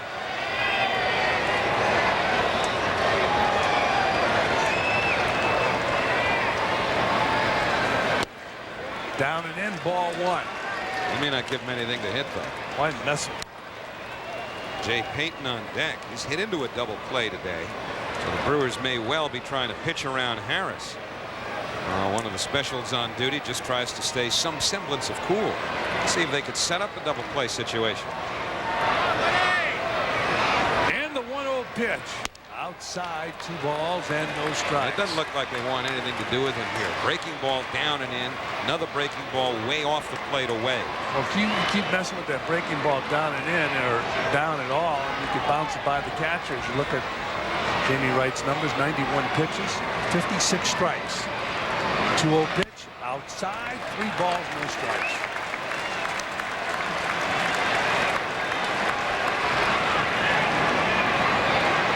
Jay Payton waiting.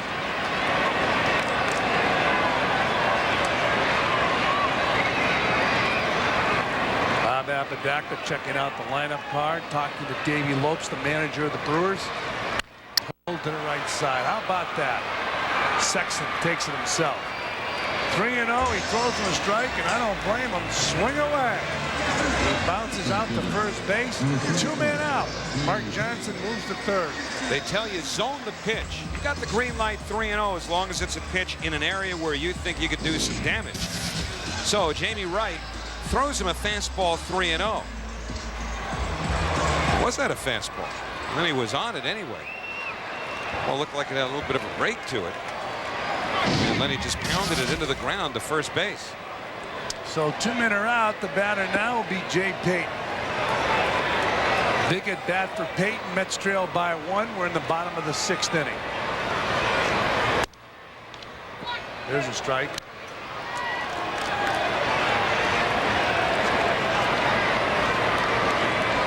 On deck, Vance Wilson. Mark Johnson with the lead at third. Jay Payton the batter. Payton 0 for 2 today. Does not check his swing.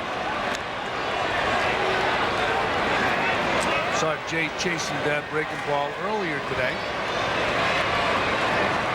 Getting it into a double play, and a fastball was inside.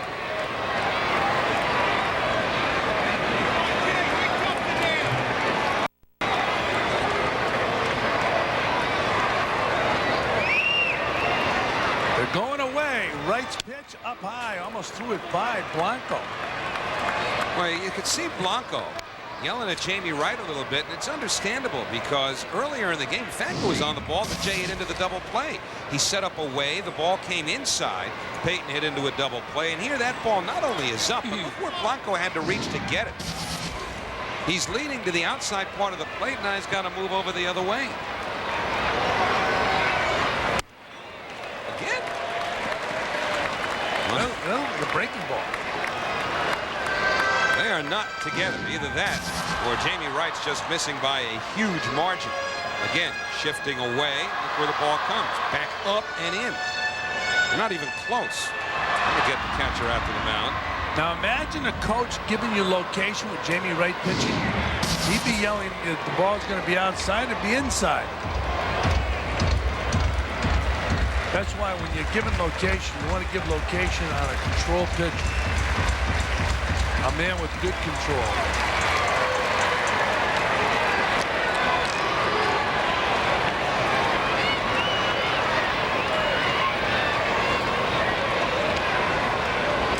Two-two pitch. Outside, ball 3. Vance Wilson on deck. I'm sure Blanco has that on his mind. Nothing doing in the Milwaukee bullpen, so Jamie Wright's going to have to get out of this himself, at least for the time being. Certainly won't take long for anybody to get loose on a day like this. Full count. Jamie Wright steps off. A situation like this, you don't want Jay Payton to get the hit. You want to make Vance Wilson drive in a run. So you really don't want to give in to Jay. But throw your best pitch.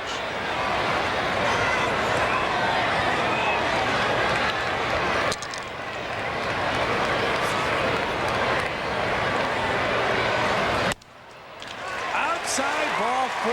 So runners on first and third. They'll go after Vance Wilson. Which might not be such a great idea the way Wilson has produced in the games that he started. Now there are runners at the corner, so at the very least for the Brewers, they do have a force play available at second base with Jay Payton running there. I know what I'd do. I'd walk him. I'd make Bobby Valentine go to his bench. Davey Lopes is going to watch Wright make his 100th pitch of the game on his first one to Vance Wilson. Leiter on deck. Wilson is now 9 for 20 in the 7 games that he has played as a starter behind Mike Piazza. This will be the 25th pitch of this inning.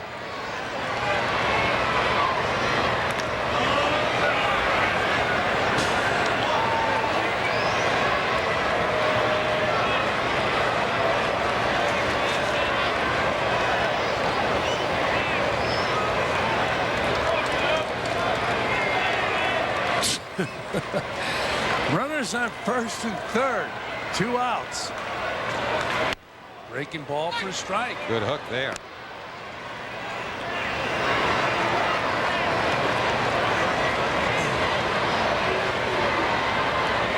Wilson looking down to John Stearns. Only one thing John can give him. Hit it into the outfield, driving a run, tie this ball game up.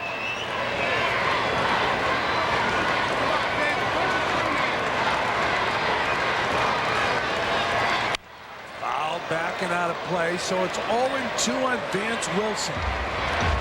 Now Mike DeJean is up in the Milwaukee bullpen. DeJean and Chad Fox, after the trade of David Weathers, pretty much become the key late inning guys for Davey Lopes. At least leading up to his closer. And his closer is Curtis Laskanik.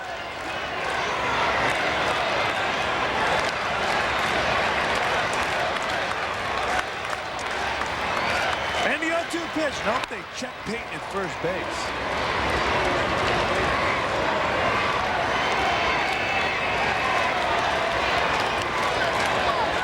Payton does represent the go-ahead run, but here you're laboring through a difficult inning. He's working slowly now. Yeah, and you've got an 0-2 count on the hitter. You're worrying a little too much about Payton at first base.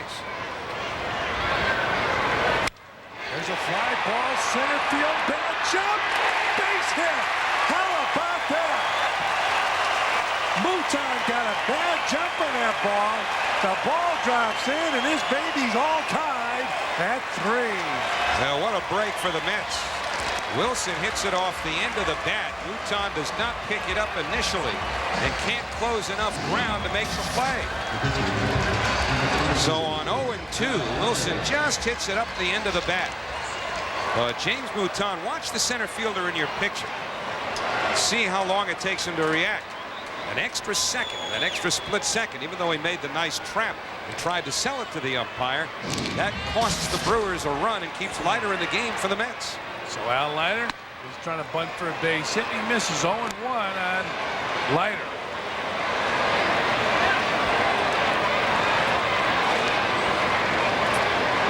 So runners on first and second. Leiter 0 for 2, struck out and grounded out. Tries to bunt again and fouls it off. Well, Al's only hit this year is via the bunt. Right here, Al seems to be almost married to the concept. Well, let's face it, that's not a great pitch to bunt. Nor a great looking attempt. Here's the 0-2 pitch. He strikes away. Oh, bad break for Leiter. He had a base hit. But Jamie Wright deflected the ball to Mark Loretta at second base to get Leiter at first. But the Mets have come back and tied this ball game up as we go to the top of the 7th inning. The Mets and the Brewers are all tied on a sunny day at Shea. Back here at Shea Stadium, we go to the top of the 7th inning. The Mets have tied this ball game up. Now it's time to take a look at the Brewers box score, brought to you by Smirnoff. You can see Loretta 2 for 3 at triple. Solo dinger by Hernandez. Blanco, a sacrifice fly, RBI, and that Smirnoff brings you the in-game box score in the 7th inning. So Al Leiter back on the mound, taking his warm-up tosses. We're tied at 3, and now back in with the play-by-play, Howie Rose. All right, Fran, thank you. And so Al Leiter with new life when you consider that he might well have been hit for under different conditions in the bottom of the 6th inning. Vance Wilson gotten on to keep the inning going without driving a run in. But now the game's tied, so Tsuyoshi Shinjo takes over in left field. Mark Johnson will move from left field to first base. Shinjo continues to just check the angles of the sun.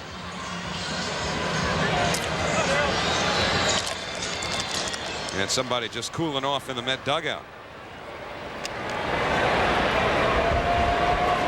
They've had the ammonia water going. Now they've got ice packs, anything, in order to stay cool on a very, very hot afternoon. And Jamie Wright's going to hit for himself here. Bob Apodaca was saying yesterday, Dak's pitching coach of the Brewers, former Mets pitching coach, that more than most pitchers, Jamie Wright, who takes low for a ball, just absolutely hates to come out of a game. You would think most starting pitchers would fall into that category, but he said Wright takes it to an extreme. They just don't want to bother with an angry 6'5" individual on this hot afternoon. Then the fact that Wright is a pretty good hitter for a pitcher. You know, he swings a nice bat. On the outside corner, 2-1. Aggressive at the plate. Very aggressive. Wright, Mouton, Loretta against Leiter in the 7th. And the count now 2-2. Mets have out hit Milwaukee 7-5. And this game now tied 3-3. Leiter about to deliver his 100th pitch of the afternoon. And a little dunker right to McEwing. It sounded like Wright broke his bat on that fastball from Leiter. So one away in the Milwaukee 7th. Back to the top of the order and James Mouton. Leiter has handled Mouton all 3 times this afternoon after Mouton went 0 for 4 last night.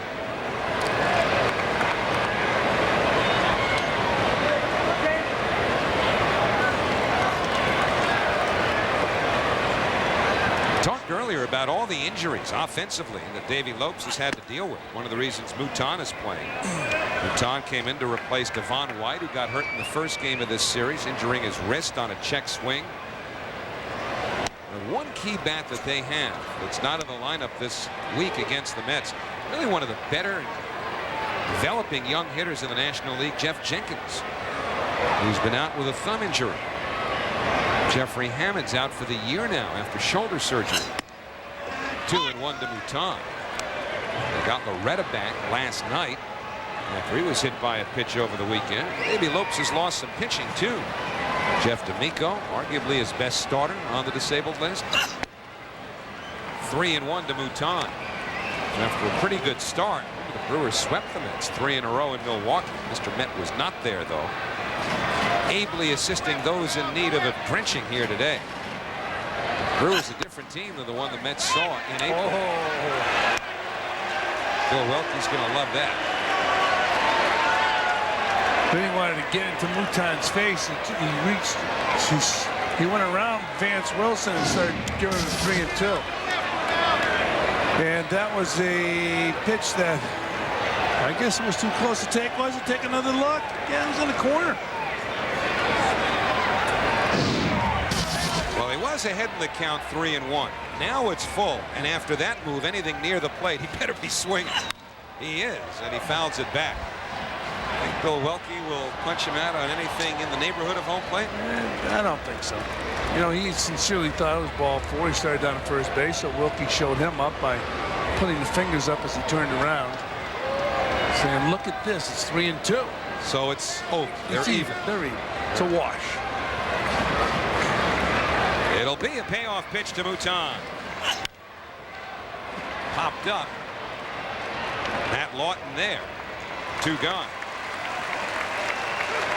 2 out, nobody on. Let's take a look at what's coming up for the Mets on the Delta upcoming schedule. Well, the Mets will be taking on those Cardinals tomorrow, Saturday and Sunday, then off to San Diego, Tuesday through Thursday. Kiner's Corner follows each game out there in San Diego on Fox Sports Net. I'd love that, just like the old days. Mark Loretta takes a fastball high. Kiner's Corner, of course, a staple since 1962 when the Mets came into the National League. Geraldine and Jackie, same one, seem to have made both of those signs. Who's in charge here?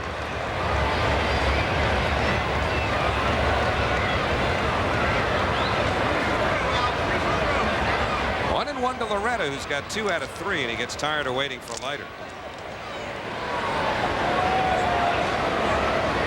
Loretta had only been 2 for 16 against Leiter coming in. He's got 2 hits off him today. And now it's 1 ball and 2 strikes on Mark Loretta. 3-3 ball game. That's tying it for the first time in the 6th inning. He had trailed 2-0 and then 3-1. Leiter ready. 2-2.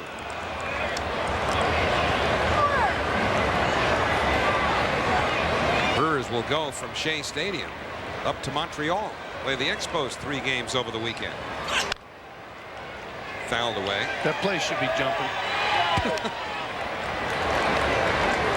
If you're going to be in the area, they can squeeze you in. Expos playing the Cardinals tonight, who will then come to Shea Stadium.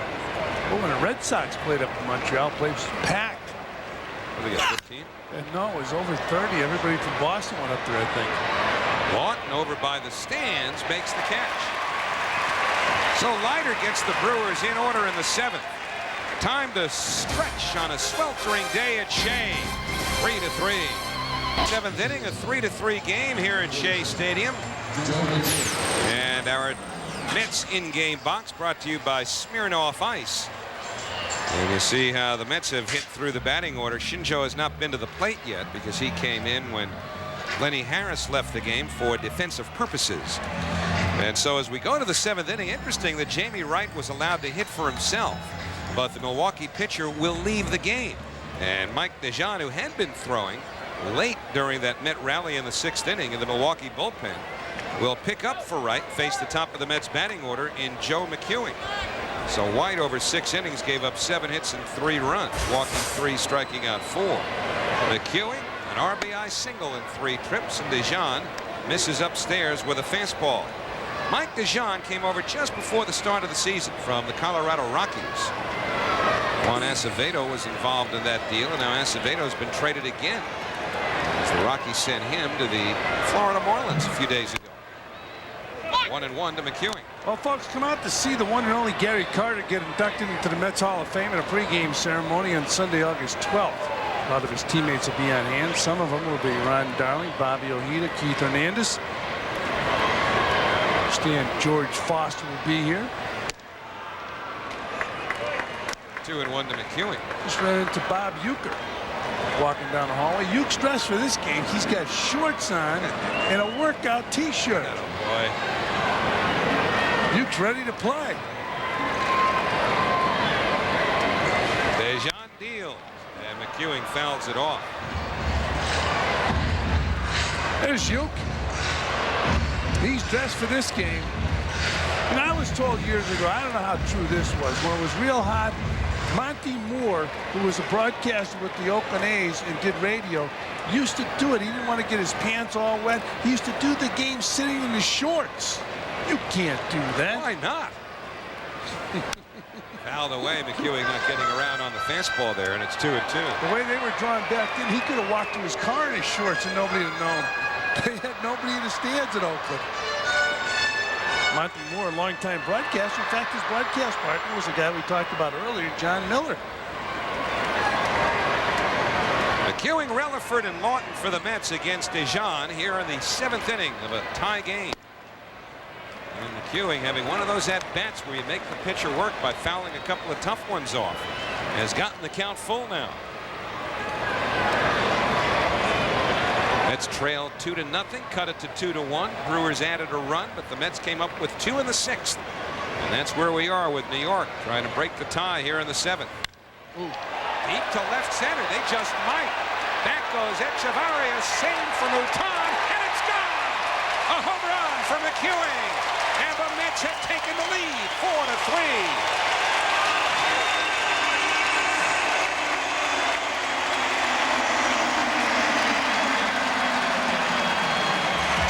Valentine loves him, and he just continues to find ways to produce runs.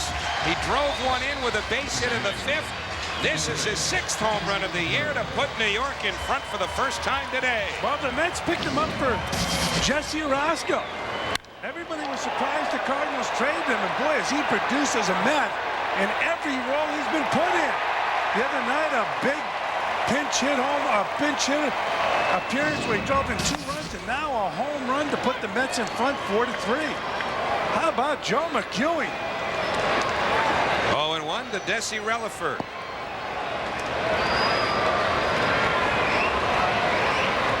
A couple of power hitters talking it over.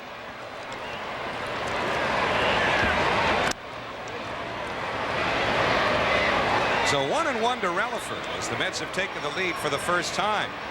So Jackie, the guy came through. I do think it's fair to point out that Joe's wife Julia probably has a vested interest in Joe's performance as well. Love is blind, isn't it? Not in this case. You're sitting here, you see the home run. Everything's in front of you.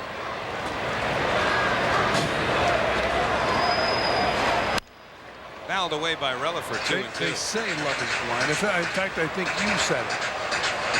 Well, Mickey and Sylvia said love is strange. Yeah, give us a few bars. Absolutely not.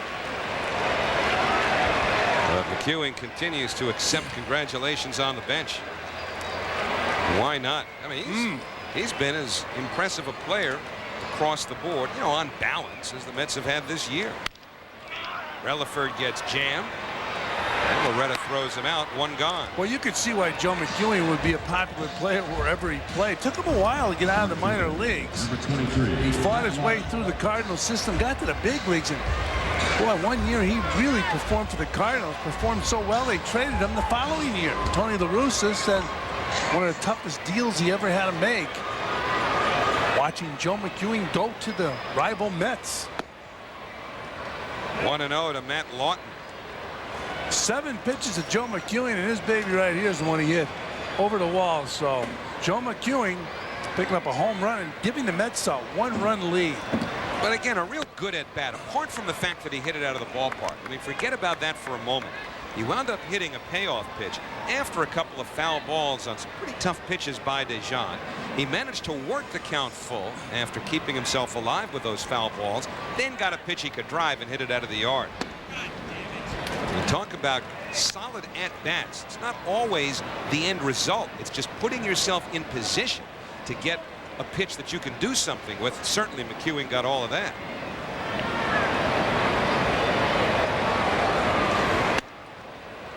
A strike to Matt Lawton. 3 balls and 1 strike.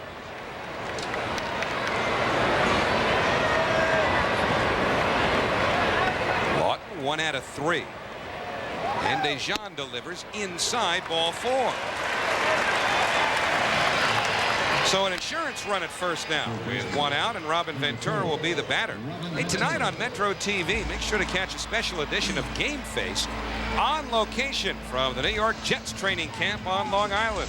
Make sure to join Dave Sims as he interviews Coach Herman Edwards and General Manager Terry Bradway, as well as some of your favorite Jets players, tonight at 8, only on Metro TV. Ammonia towel optional. And DeJean through for the day. Well, I mean tonight when you're watching the Jets show. Oh. Be cooled off by then. No cooling off McEwing, though. He's been hot. Couple of hits today. He's driven in 2 of the runs. He's also helped drive Mike DeJean off of the mound. Ray King, the left-hander, will come on to face Ventura, with the Mets having taken the lead.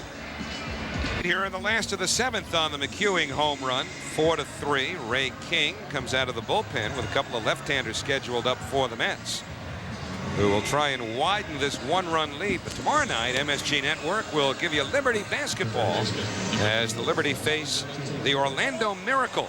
Game time set for 7:30. Liberty getting ready for the WNBA playoffs. So tune in tomorrow night on MSG. Well, that epitomizes lazy, hazy summer days. Good. Ray King will come out of the bullpen for the 2nd time in this series. 3.65 ERA. 57 games for the Southpaw. King gave up that 2-run triple to Joe McEwing, who was pinch hitting in the 7th inning on Tuesday night. And the Mets widened their lead, providing insurance for Bruce Chen. Well, both pitchers in this game, both starting pitchers in this game, pitched well this afternoon. Al Leiter and Jamie Wright.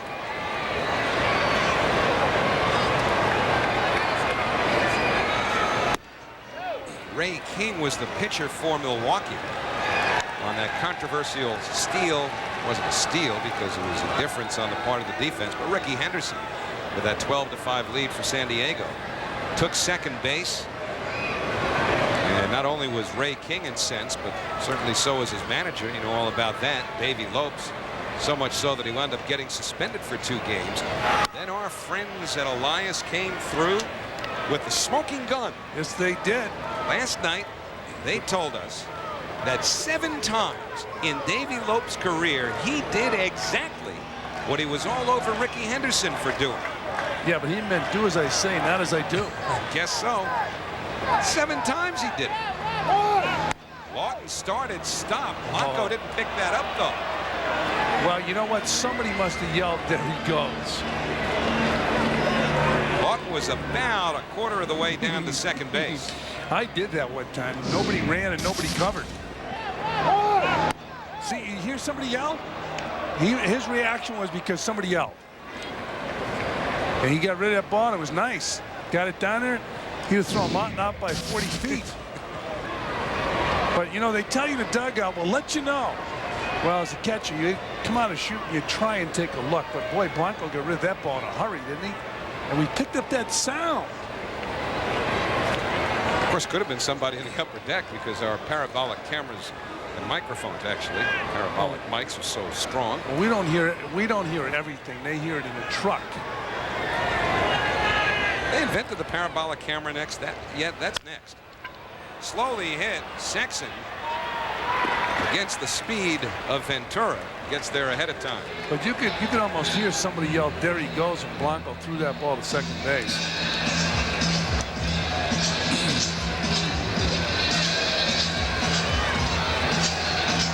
So Ventura bounces to first. Lawton now at second. And Bobby Valentine will go to his bench. There you go, parabolic mic, no lens necessary. That's a robotic mic, right? A robotic camera. Even the camera's responding. Have we got everybody totally confused now? We get cameras all over this stadium. Then they have an E&G crew that goes around with Mike Crispino, and they do the interviews downstairs. And you can see Mike Crispino. If you see his interview the other night, you can see Mike running away from Davey Lopes. Where is Mike today? He's following around that guy with the free water. He's probably on his second massage of the day. So King will leave. Still 4-3 New York. To you by B&H, New York's ultimate camera store at 9th Avenue at 34th Street for digital cameras. And they'll be the first when they invent the parabolic camera. That's where you'll get it. B&H. You go to B&H. You're talking about microphones picking up noise and sound on the field. Years ago, they tried that in a game that I was playing, and Lou Piniella was in the lineup. They put the experiment off for a while after Lou went nuts. Yeah, that'd do and it. They picked up everything Lou was saying. So you might have wanted to check that one out ahead of time. Is Lou Piniella going to be within 1 mile of these microphones? Lou struck out. He broke the bat on the ground and started screaming at the umpire. And some of the words were salty. 1-0 to Todd Zeal, who's batting for Mark Johnson in this lefty-righty maneuvering between Bobby Valentine and Davey Lopes. Mark Johnson was scheduled up. Bobby went to the right-hander, and so Davey Lopes went to his bullpen. And Buddy throws a strike. 1 ball, 1 strike. Buddy was on the disabled list earlier this year. He had a sprained ankle.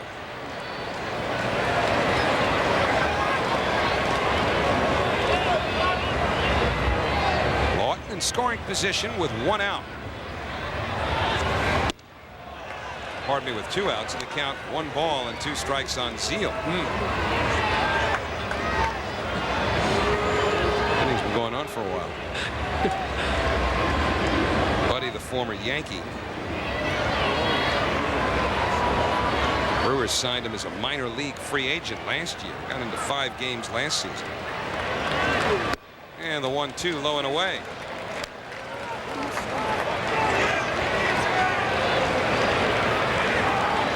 That picture for Love of the Game. Does he look familiar here? Kevin Costner movie where Kevin was a pitcher. Mike Buddy was in that movie as well. You saw the movie or you read the press guy? Both. Kevin Costner, big baseball fan. Yeah, he was in Field of Dreams. A couple of sports movies. Also, what was it? Tin Cup, was it? The golf movie? Yeah, the guy that really looked like he played in That Nice Swing was Robert Redford. He did play high school ball. There's Bull Durham, also a vehicle for Kevin Costner. That's hit hard by Zeal. Lou Collier throws him out. And the side retired in the 7th. The big hit, though, belongs to Super Joe. He puts the Mets on top as we head Shea Stadium. Leiter working on a 5-hitter going to the top of the 8th inning. And talking with Charlie Huff, the pitching coach, yesterday, he was saying that sometimes you've got to know when to go to the hitter's strengths, when to pitch to their strengths rather than their weaknesses. And last inning, Leiter threw 19 pitches. 18 of them were fastballs. Now, this Brewers team is a fastball hitting team, but it's hot out here. Close to 100 degrees and above, and their bats might be slowing down just a little bit as the day wears on. So Leiter went almost all fastballs, 18 fastballs, 1 changeup last inning. Let's see what he goes with here in the 8th. Howie, back to you. Well, Bobby Valentine was just out talking to the home plate ump Bill Welke, informing him of all of these changes that are in motion as we speak. Shinjo will go from left to right. McEwing had gone from shortstop out to right field to replace Lawton. Then realized Bobby wanted him in left field, so they crisscross, and Ray Ordonez comes on to play shortstop. Todd Zeal, by the way, stays in the game. He goes to first base. So we go to the 8th. Mets on top 4-3. 0-1 to Jeremy Burnett.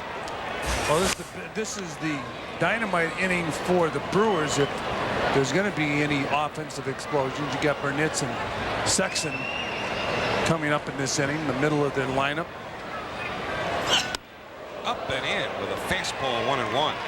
As you look ahead, I would doubt, without knowing for absolute certain whether or not Armando Benitez is available, but I would doubt the Mets would use Benitez today. Fastball, some chin music. Benitez had a very difficult 9th inning last night, giving up a couple of home runs, the double. Still wound up with a rule book save. And Benitez also pitched the night before, though he only threw 12 pitches in the game on Tuesday night. Rick White is throwing in the bullpen now, and that would free up John Franco should Bobby Valentine choose that route for closing responsibilities today. But right now, Leiter's behind Burnett's 3-1. Leiter has fought through this heat getting to 117 pitches. This ball hit in the air to center. Jay Payton moving to the gap, and there's one away. So Burnett's out on the fly ball. One down, and Richie Sexson coming up. So Rick White throwing in the bullpen for the Mets. Al Leiter has gone a long way in this game. He has a 1-run lead. He's given up 3 runs on 5 hits. And this guy here is a threat. A lot of power, 28 home runs, 76 RBIs. High to Sexson, 1-0. Richie has walked twice, flied out once. Accomplishment for him is that he hasn't struck out yet today. But he has 130 other times, more than any other player in the major leagues this year. And Leiter with a 1-0. And it rides inside. Now missing with a cutter. It's 2-0. See the heat radiating after the 7 train departs.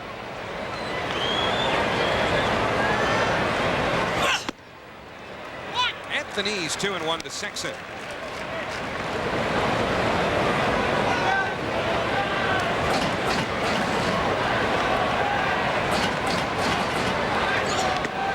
Downstairs with a breaking ball. So Leiter was behind Jeremy Burnett's, got him on a fly ball. He's behind Sexson here, 3-1 with 1 out in the 8th inning. That was thrown 9 pitches here in the 8th, and 6 of them have been out of the strike zone. The tank might be moving towards empty. And he misses with a cutter again. Ball 4. So let's see if that was the last pitch thrown by Leiter. Sexson goes down to first, representing the tying run. And here comes Charlie Huff. So Charlie Huff with Rick White throwing in a bullpen will go out and check with Leiter, find out if he does have anything else in the gas tank.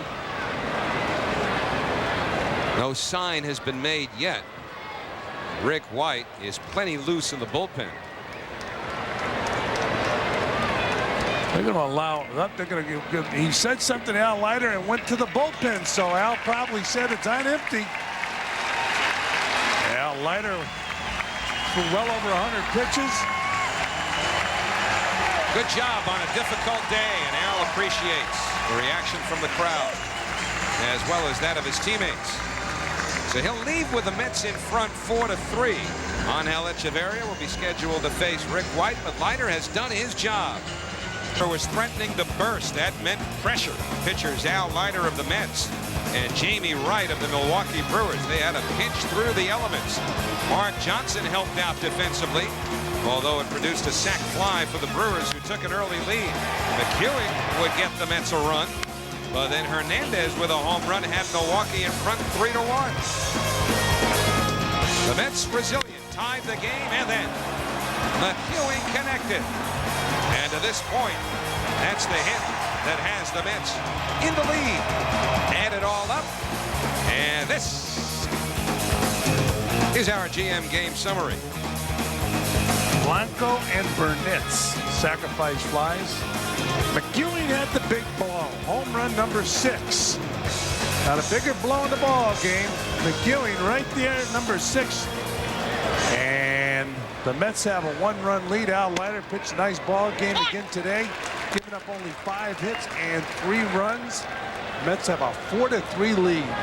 So now Rick White on to face Angel Echeverria, who has 1 out of 3. White has been pretty effective, particularly since the trade of Wendell and Cook, and White's responsibilities become the later innings. 0-2. And again, one would assume that John Franco will have an opportunity to close today if things stay the same. Al Leiter threw well over 100 pitches on a very hot day. We showed you 123 pitches thrown by Al Leiter.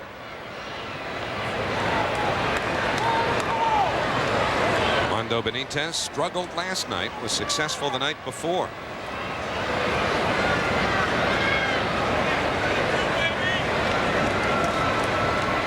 Four 8-0 for the Mets, 3-5-0 for Milwaukee. White ready, and the pitch to Echeverria on the outside corner. So White slipped the slider over the outer edge. And there are 2 men away. So from Leiter to White, that slider gets the big guy as the hands collapse. Strike 3 call. One batter faced, one batter struck out by White. Now he'll go after Lou Collier. Collier grounded to third, sacrificed, and then grounded to third again. Wilson thought about throwing in behind the runner as the pitch is taken for a ball. Richie Sexson drew a walk on the last pitch thrown by Leiter this afternoon. Well, hoping the bullpen can hold on and give him his 7th win of the year.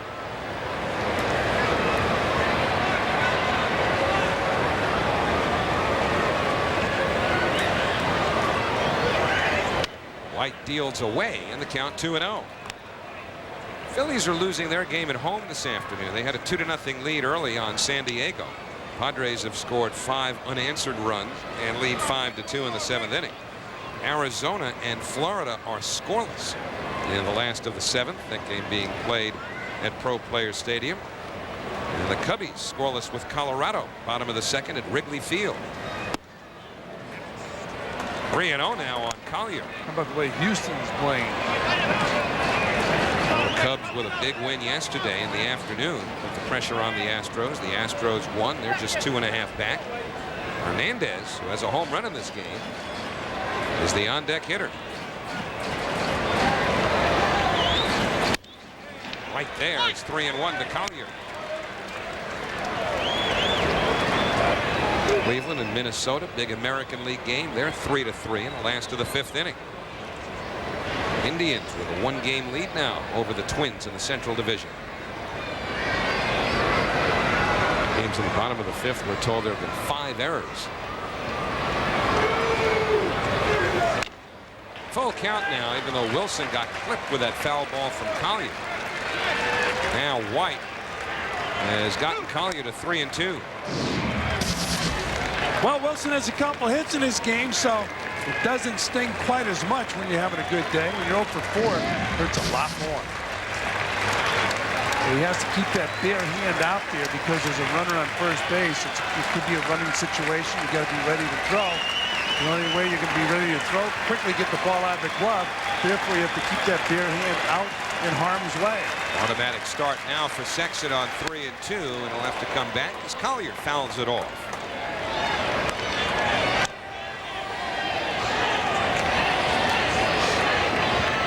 Richie Sexton has drawn 3 walks in this game. Dave Engel, the Mets hitting instructor, working with Matt Lawton there in the Met dugout. Matt started this game, came out as part of the maneuvering made by Bobby Valentine just before this 8th inning. 3-2 to Collier. Sexton on his way, and it's hit in the air to center field. Jay Payton has a beat, fighting the sun, and he wins the battle. So Leiter sees White do his job after Al does his. 4-3 Mets, middle of the 8th. And here in the middle of the heat, bobblehead boy is hanging in there. He's even got a little ammonia water on that towel. So as we go to the last of the 8th, the Mets will look for some insurance here. Leading 4-3. Tsuyoshi Shinjo, his first plate appearance. And Don Buddy misses outside. 1 ball, no strikes.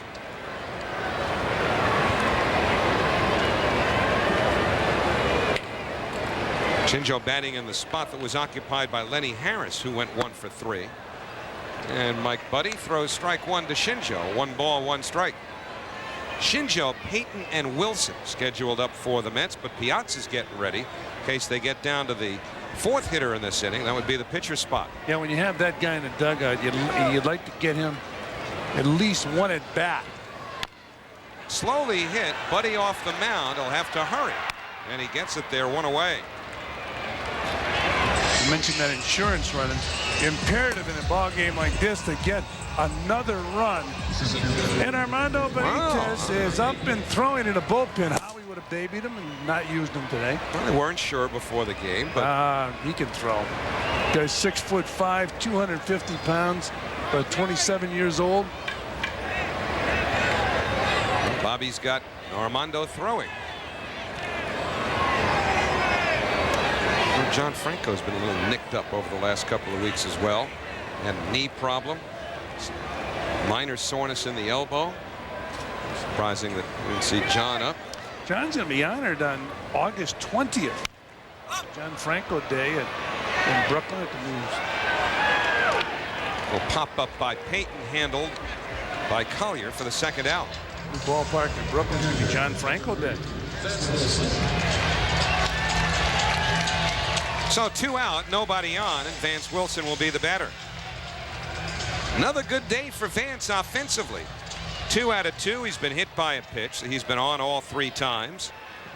10 out of 21 in games that he has started. This being the 7th.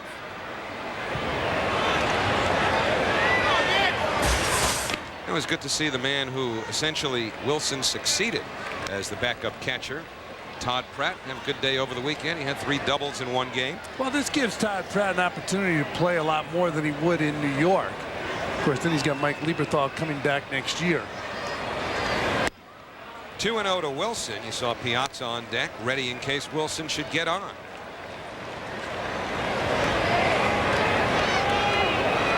And Lieberthal blew out his knee on the bases back in May.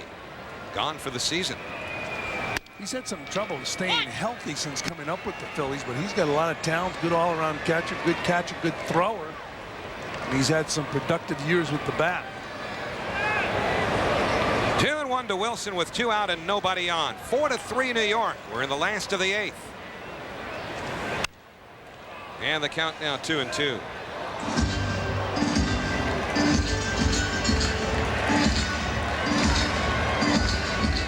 Wilson was out of options, so when the Mets were looking for some relief for Mike Piazza, they got Gary Bennett. But one of the things that Bennett gave Steve Phillips was some roster flexibility because he had options. And so Bennett was sent down to Norfolk. A little chopper foul by Wilson. Might expect to see Bennett, several others up here next month when the rosters are expanded as of September 1st. The Mets are getting more of an opportunity now to see Vance Wilson, to see if he fits into that backup role for the next few years.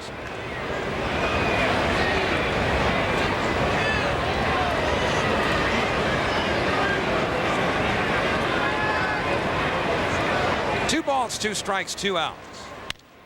And Wilson continues to foul him away. Well, Wilson had a nice day today with 2 singles.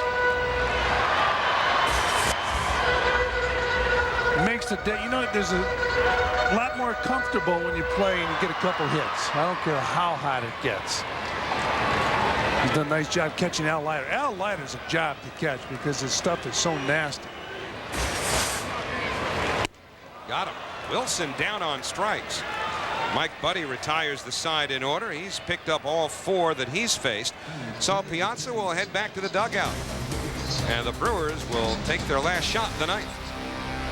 And is proud to team up with the Mets for a new program, Amazing Kids. Over 13,000 amazing kids are being rewarded for their dedication to a successful future with Met tickets and other incentives. Join me in saluting these truly amazing kids. For more information about cheering for children, call 212-465-4170. Inside Pitch. Inside Pitch is must-reading for every Mets fan. Each monthly issue includes player features, historical articles, minor league coverage, stats, national columnists, and much, much more. 12 monthly issues of Inside Pitch are only $29.95, plus the free Mets yearbook and schedule poster. To place your order, call now toll-free, 1-800-421-775. If you missed any of this game, well, you can relive the action on Mets Double Take. That'll be tonight at 7 right here on Fox Sports Net. A game the Mets are hoping to close out here in the 9th inning. Not with Armando Benitez, who is still up in the pen. But Rick White is going to get a chance to pick up his 2nd save of the year as White, who retired the 2 batters he faced in the 8th inning, will go after Jose Hernandez. Brewers have right-handed hitters scheduled up, at least the next 2, Hernandez and then Henry Blanco. Mercury in that thermometer, we were just wondering whether it was going to burst through the top there by the time this afternoon was over. Of course, that's attached to our camera, which I understand, tends to heat up as games go on. Mike Crispino has some friends in the building. Hernandez hit a home run his last time up, but he waves at that slider from White. 0-1. Hernandez hit his 18th home run to give Milwaukee a 3-1 lead. The Mets came back with 2 in the 6th and then 1 in the 7th on the McEwing home run to grab the lead. Another breaking ball, and it's 0-2. Well, it's feast or famine with Jose Hernandez. We talked about his propensity for striking out. Yet he hit that long home run in his ball game. He grounded it short his first time up and then got an intentional pass and then went deep.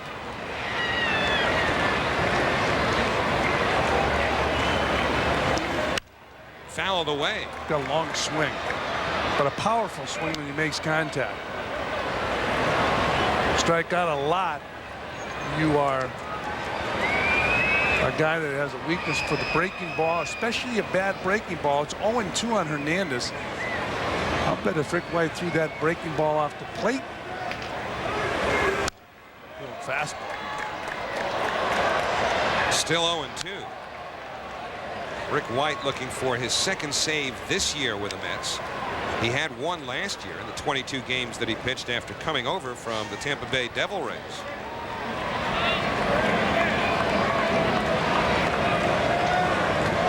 White from the stretch with nobody on. And Hernandez continues to make him work. Yeah, even when he's fooled right now, Hernandez is making contact and fouling the ball off. This would really be the first pressure save for White this year, because the one that he has was one of those 3-inning saves in a blowout. Mets beat the Orioles 10-3 at Camden Yards back in June. Got him with a breaking ball. So White strikes out Hernandez. 1 down in the 9th. 2nd strikeout for Rick White.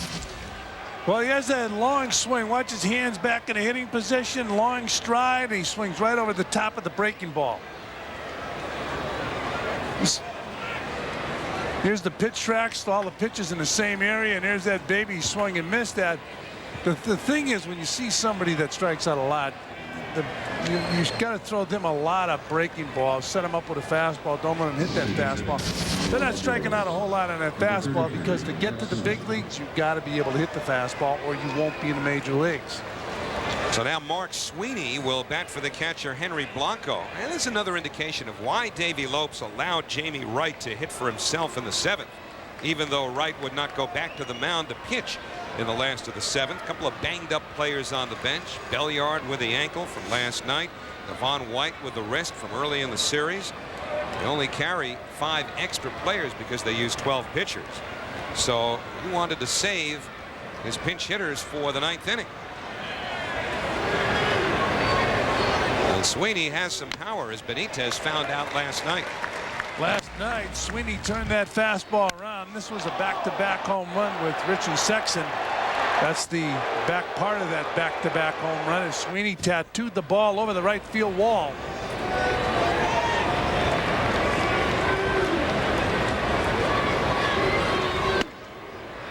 Strike 2 to Sweeney.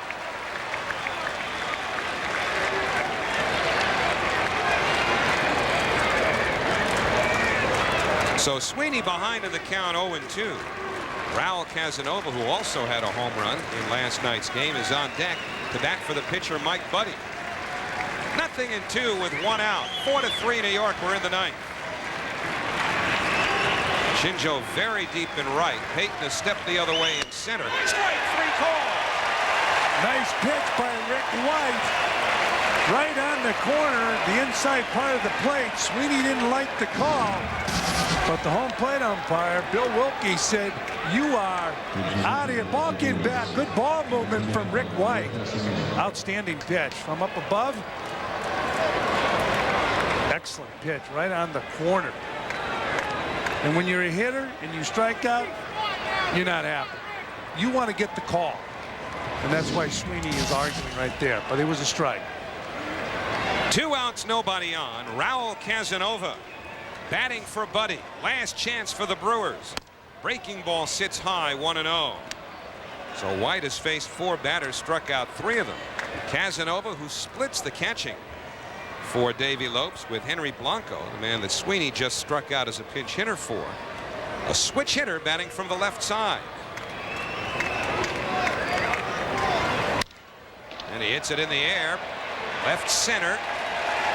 In comes McEwing to put it in the books, and the New York Mets have swept the Milwaukee Brewers. You're right that Joe McEwing catches the last out of the ball game because he hit the home run in the game to tell the story. Let's not forget Al Leiter. He pitched a whale of a ball game, and Rick White came in and dominated out of the bullpen.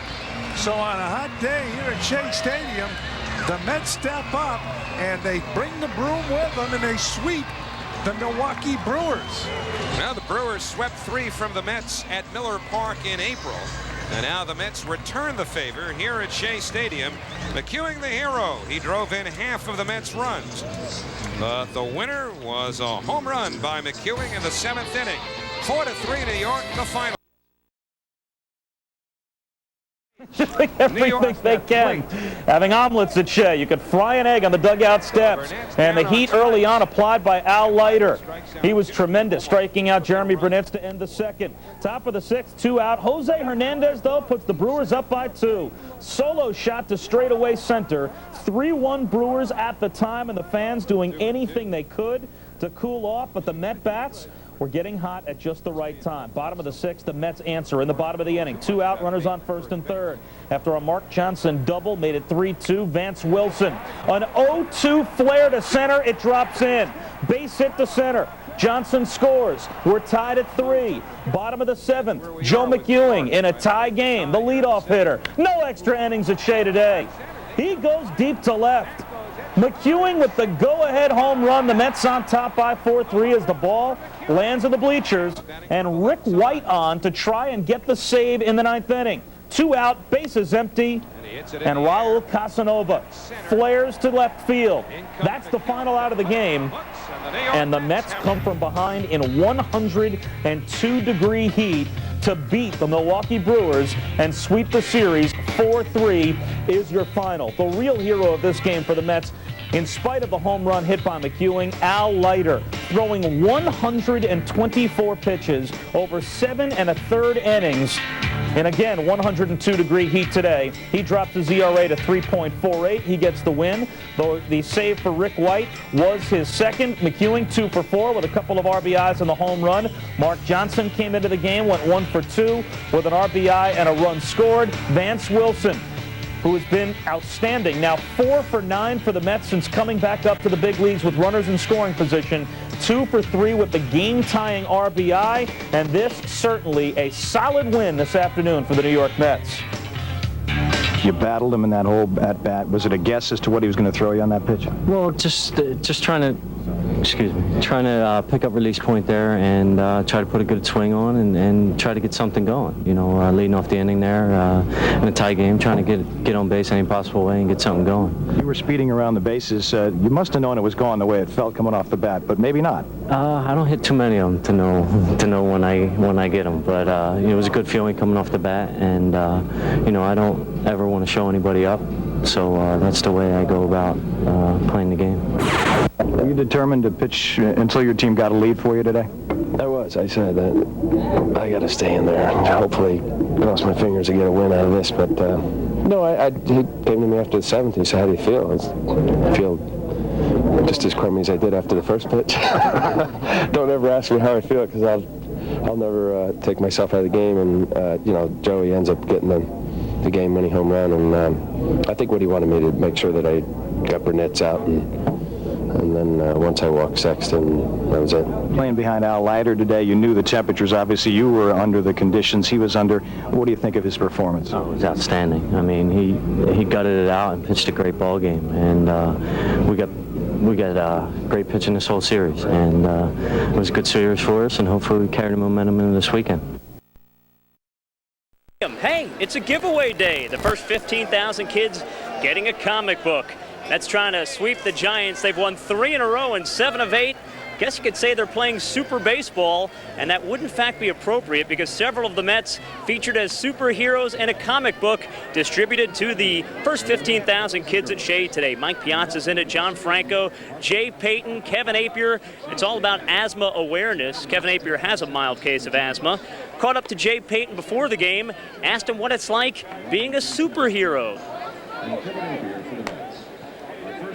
I don't know. I wish I had all the powers that this guy supposedly has. I might be doing all right right now.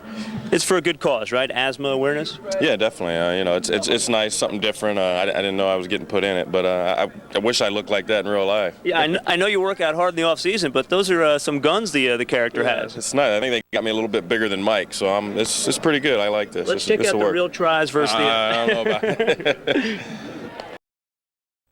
Carter's life. The kid will receive the Mets' highest honor by going into the team's Hall of Fame. Today, along with other 86 world champions, Ron Darling, George Foster, and Rafael Santana, Carter visited the VA veterans with spinal cord injuries in the Bronx. The Mets Hall of Fame ceremonies will take place around 12:30 before tomorrow's game with the Cardinals.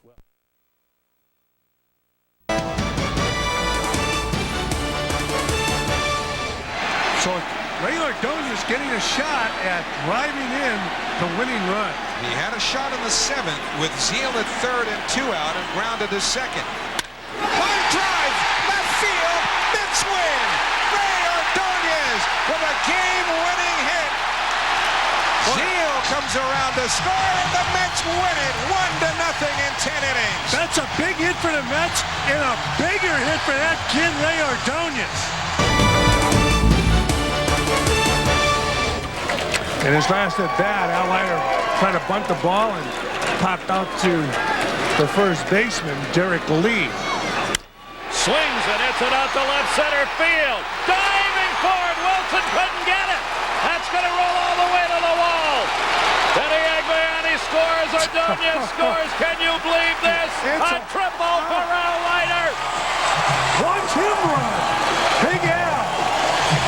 How about that? Triple and 2 RBIs. And listen to this place. Mets trailed 2-0, cut it to 2-1. Brewers added a run, but the Mets came up with 2 in the 6th. And that's where we are with New York, trying to break the tie here in the 7th. Ooh. Deep to left center, they just might. Back goes Echevarria, same for Mouton, and it's gone! A home run for McEwing. And the Mets have taken the lead, 4-3.